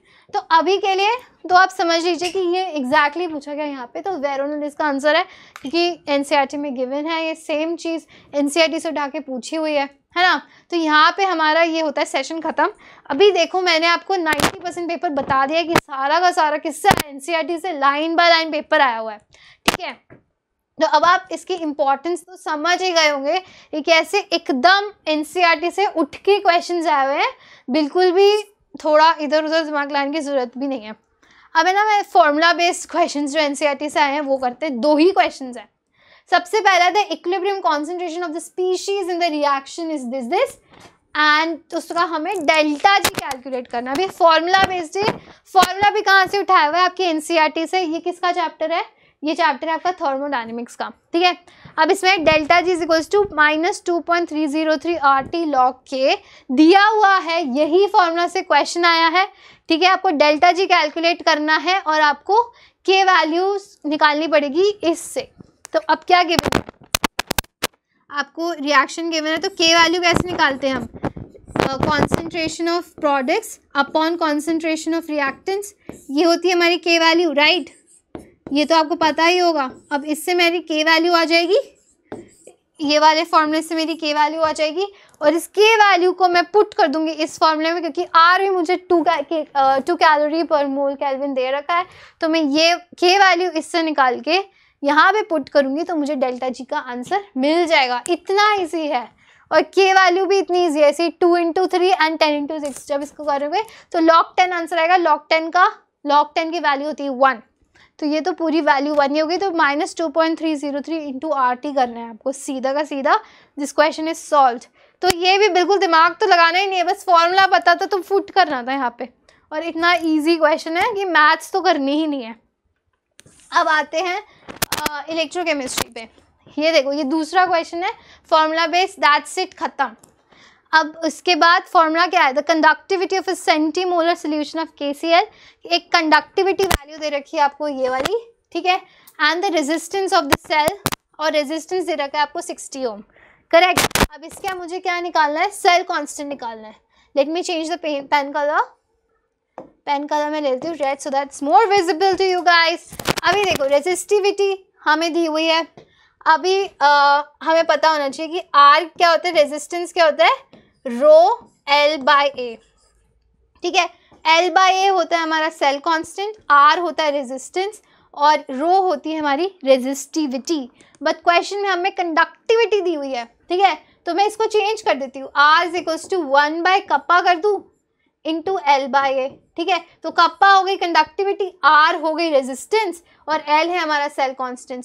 तो सेल कांस्टेंट L/A की वैल्यू हो गई R इंटू कप्पा, ठीक है।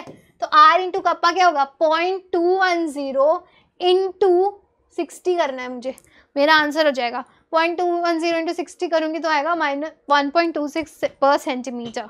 तो this is the answer of your cell constant. Cell constant का आंसर आ गया। इतना एक फॉर्मूला यूज़ किया मैंने, ठीक है। और ये फॉर्मूला, ये सेम क्वेश्चन आपका बैक एक्सरसाइज में गिवन है, बट मैंने इसको फॉर्मूला बेस में इसलिए रखा है कि आपको इसमें ना कंडक्टिविटी की वैल्यू दे रखी है, पर इसमें and containing what is a cell, इसमें सब कुछ सेम है। See resistance of a conductivity cell दे रखी है और सब कुछ सेम है। इसमें भी देखो, द कंडक्टिविटी इसमें दे रखी है, एग्जैक्टली सेम क्वेश्चन आपको पूछा गया है, जो आपकी बैक एक्सरसाइजेस में है ना, वही सेम उठा के पूछा गया आपको आपकी नीट 2023 में। तो देखो, आप मैंने ऑलमोस्ट सारा पेपर सॉल्व करवा दिया है। अब देखो आपने सब कुछ कैसे लाइन बाय लाइन हाईलाइट करके पॉइंट्स बताए हैं कि सब एनसीईआरटी से पेपर आया था। सो अब एनसीईआरटी के इम्पोर्टेंस को डाइल्यूट मत कीजिए अपनी लाइफ में। उसके एग्जाम्पल्स, इंटेक्स क्वेश्चंस और बैक एक्सरसाइजेस कितनी इंपॉर्टेंट है। इवन फिजिकल केमिस्ट्री की थ्योरी से इस बार इतने सारे चैप्टर्स की थ्योरी, फिजिकल केमिस्ट्री की थ्योरी से क्वेश्चंस है, तो फिजिकल केमिस्ट्री की थ्योरी भी स्किप करनी ही नहीं है, ठीक है। अब थ्योरी समझना मुश्किल है एनसीईआरटी से, मैं मानती हूँ। थ्योरी पर जब एक बार समझ आ जाती है ना, तो फिर एनसीईआरटी की थ्योरी ना एक रिविजन है। आप समझ रहे हो कि वो बहुत सारे टॉपिक्स को कंडेंस करके लिख देता है, वो रिविजन है। तो वो समझने के लिए यू नीड अ टीचर। मैं सबसे पहले ही आपको बोली you need a teacher, but teacher के बाद में जो आपको फॉलो करना, टीचर आपको कुछ भी बोले, हज़ारों DPPs दे दे, पर उससे क्या होगा, आपका टाइम वेस्ट होता है। आप ना एनसीईआरटी पर उतना फोकस नहीं कर पाते। एनसीईआरटी में ना काफ़ी इन्फॉर्मेशन है, मतलब वो एक पूरा बुकलेट है, इसमें इतने सारे पॉइंट्स हैं और इन्फॉर्मेशन है कि यू विल कीप फॉरगेटिंग अगर आप अभी से प्रिपेयर नहीं करेंगे। मैं बहुत ज़्यादा इंपॉर्टेंस दे रही हूँ एनसीईआरटी में, और मैं फिर से आई प्रॉमिस यू, मतलब ऑब्वियसली नीट 2021, 2, 3 3 साल का पेपर मैंने एनालाइज किया है, पर मैंने आपको सिर्फ 2023 का बताया क्योंकि ये रीसेंट है। तीनों साल में इतना 90 to 95% paper was direct from NCERT, line by line. कुछ भी मतलब आपको लगेगा कि यार ये तो एनसीईआरटी में नहीं था, बट ट्रस्ट मी, आप कहीं ना कहीं वो एनसीईआरटी में ही है। वो आपकी माइंड से, आपकी आंखों से स्किप हो गया है, बस वही नहीं करना है। हर एक लाइन चैप्टर की ऐसे एकदम फिट होना चाहिए आपके दिमाग में. So this was the conclusion of this whole video कि मैं आपको इंपॉर्टेंस बताना चाहती हूँ एनसीईआरटी की. So that now that we start our classes, तो आपको मैं एनसीईआरटी की हर एक लाइन बताऊंगी, इवन फिजिकल केमिस्ट्री की भी हर एक लाइन बताऊंगी. और आपकी इंपॉर्टेंस, आप बोलोगे कि आप फालतू में मुझे क्यों बता रहे हो, आप सिर्फ क्वेश्चन सॉल्व करवाओ ना. क्वेश्चंस तो आप देख रहे हो कि कितने इजी आते हैं, एक रो एल बाय का फॉर्मूला लगाते हैं, क्वेश्चन सॉल्व हो गया. तो उस तक अप्रोच कैसे करना है वो आपको थ्योरी से पता चलेगा, और वही थ्योरी नीट में आती है. आप नीट का एग्जाम दे रहे हैं, आप जेई का एग्जाम नहीं दे रहे हैं, आप मैथ्स नहीं कर रहे हैं, आप उसकी अंडरस्टैंडिंग कर रहे हैं. इसलिए नीट मुझे ज़्यादा पसंद है. It makes you understand grasp the topic. आपको वो छोटी छोटी डिटेल्स पता होंगी, तभी वही नीट में आती है. Not the maths part of it, not the maths portion. Maths portion is assumed कि आपको आता होगा, और it is not that relevant because you will be pursuing your MBBS, right, जिसमें आपको चीज़ों के कॉन्सेप्ट जानना ज़्यादा ज़रूरी होता है. Without taking any more time, I hope you like this session. I hope ये यूजफुल रहा हो और आपको इंपॉर्टेंस पता चल गई हो एनसीईआरटी की. And till then goodbye. और मेरे को कमेंट बॉक्स में आपको बताना पड़ेगा कि आप फर्स्ट चैप्टर से शुरू करना चाहेंगे, ऑर्गेनिक से, फिजिकल से, इनऑर्गेनिक से, कैसे, और रैंडमली करना है अलग अलग चैप्टर्स कैसे, मतलब whatever be the schedule, आप मुझे जैसे बताएंगे मैं वैसे ही स्टार्ट करूँगी. So I will come back with another video एकदम शुरू से, बेसिक से हम पूरा केमिस्ट्री कवर करते हुए 2024 के लिए एकदम NCERT into NCERT point two point चलेंगे. एंड क्वेश्चंस आगे पीछे करेंगे, क्योंकि तभी कॉन्सेप्ट बिल्ड होगा और आपके दिमाग में फिट होगा. So that's it from my side. Hasta la vista, guys. Have a great weekend. Thank you for tuning into Vedanta NEET Made Easy. I'm your chemistry educator, Durgesh Nandani, signing off. Tata.